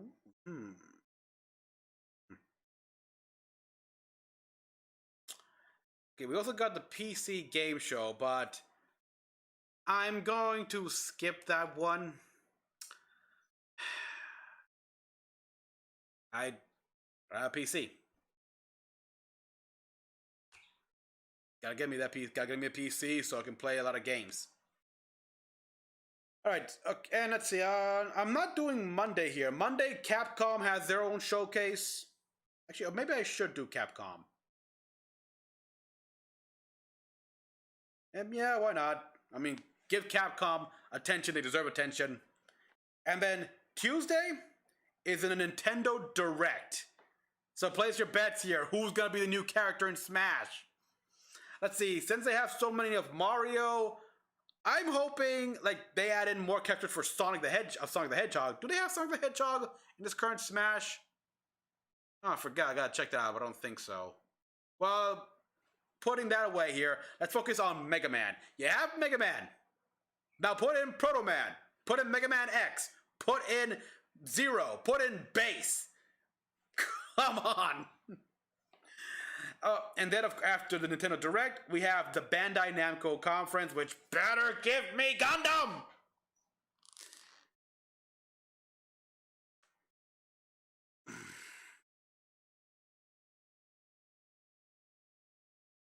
Yeah. Yes, Bandai, you better give me Gundam. They are not the Gundam Seed Project Ignited is gonna. They say they're gonna have a new Gundam Seed game. I want Gundam.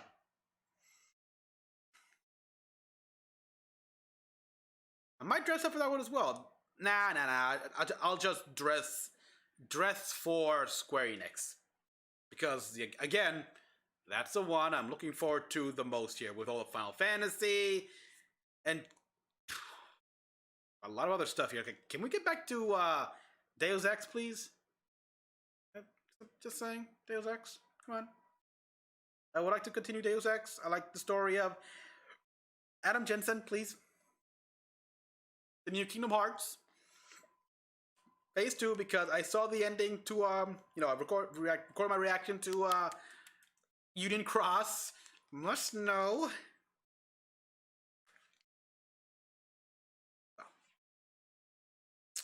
And that's it. In case if anyone's interested here, there is the EA Play 2021, Thursday, July 2nd.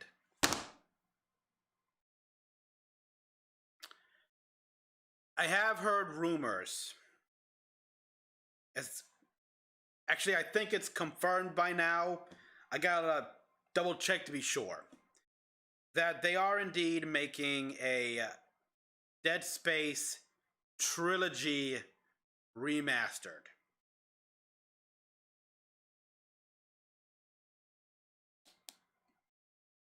Okay. That makes sense with the Mass Effect Legendary Edition. I think the biggest question I would have, will you, EA, put back on the iOS store the game Dead Space Mobile? That was actually surprisingly a good game on the handheld iOS device, and it actually made for a good explanation. It explained how the necromorph outbreak happened in the sprawl, pretty much kicking off what the hell that Isaac took part in. Pacific Rim or Gundam? I go with Gundam. Go with, they may be smaller than Jaegers, but hey, depending on the Gundam, most Gundam have beam weapons that could like pierce through thick armor, and depending on the Gundam you select, oh boy, you can basically become a god. I mean, let's see, Gypsy Danger versus the God Gundam. That's no contest. Okay, but enough of fun here. So everyone, tune in tomorrow. I'll have the scheduled up as soon as I finish this here and take a breather. Overall, I would say a pretty lackluster start to the E3 developers conferences.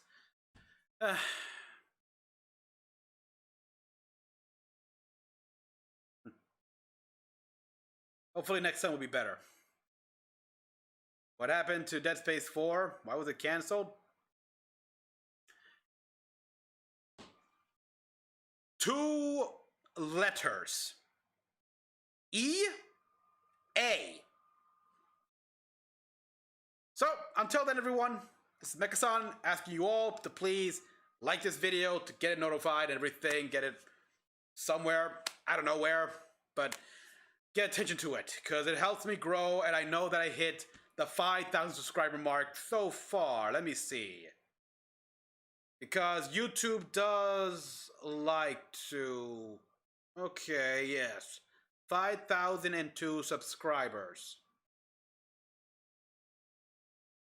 I can just see in 1 week's time, I'm down 8 subscribers.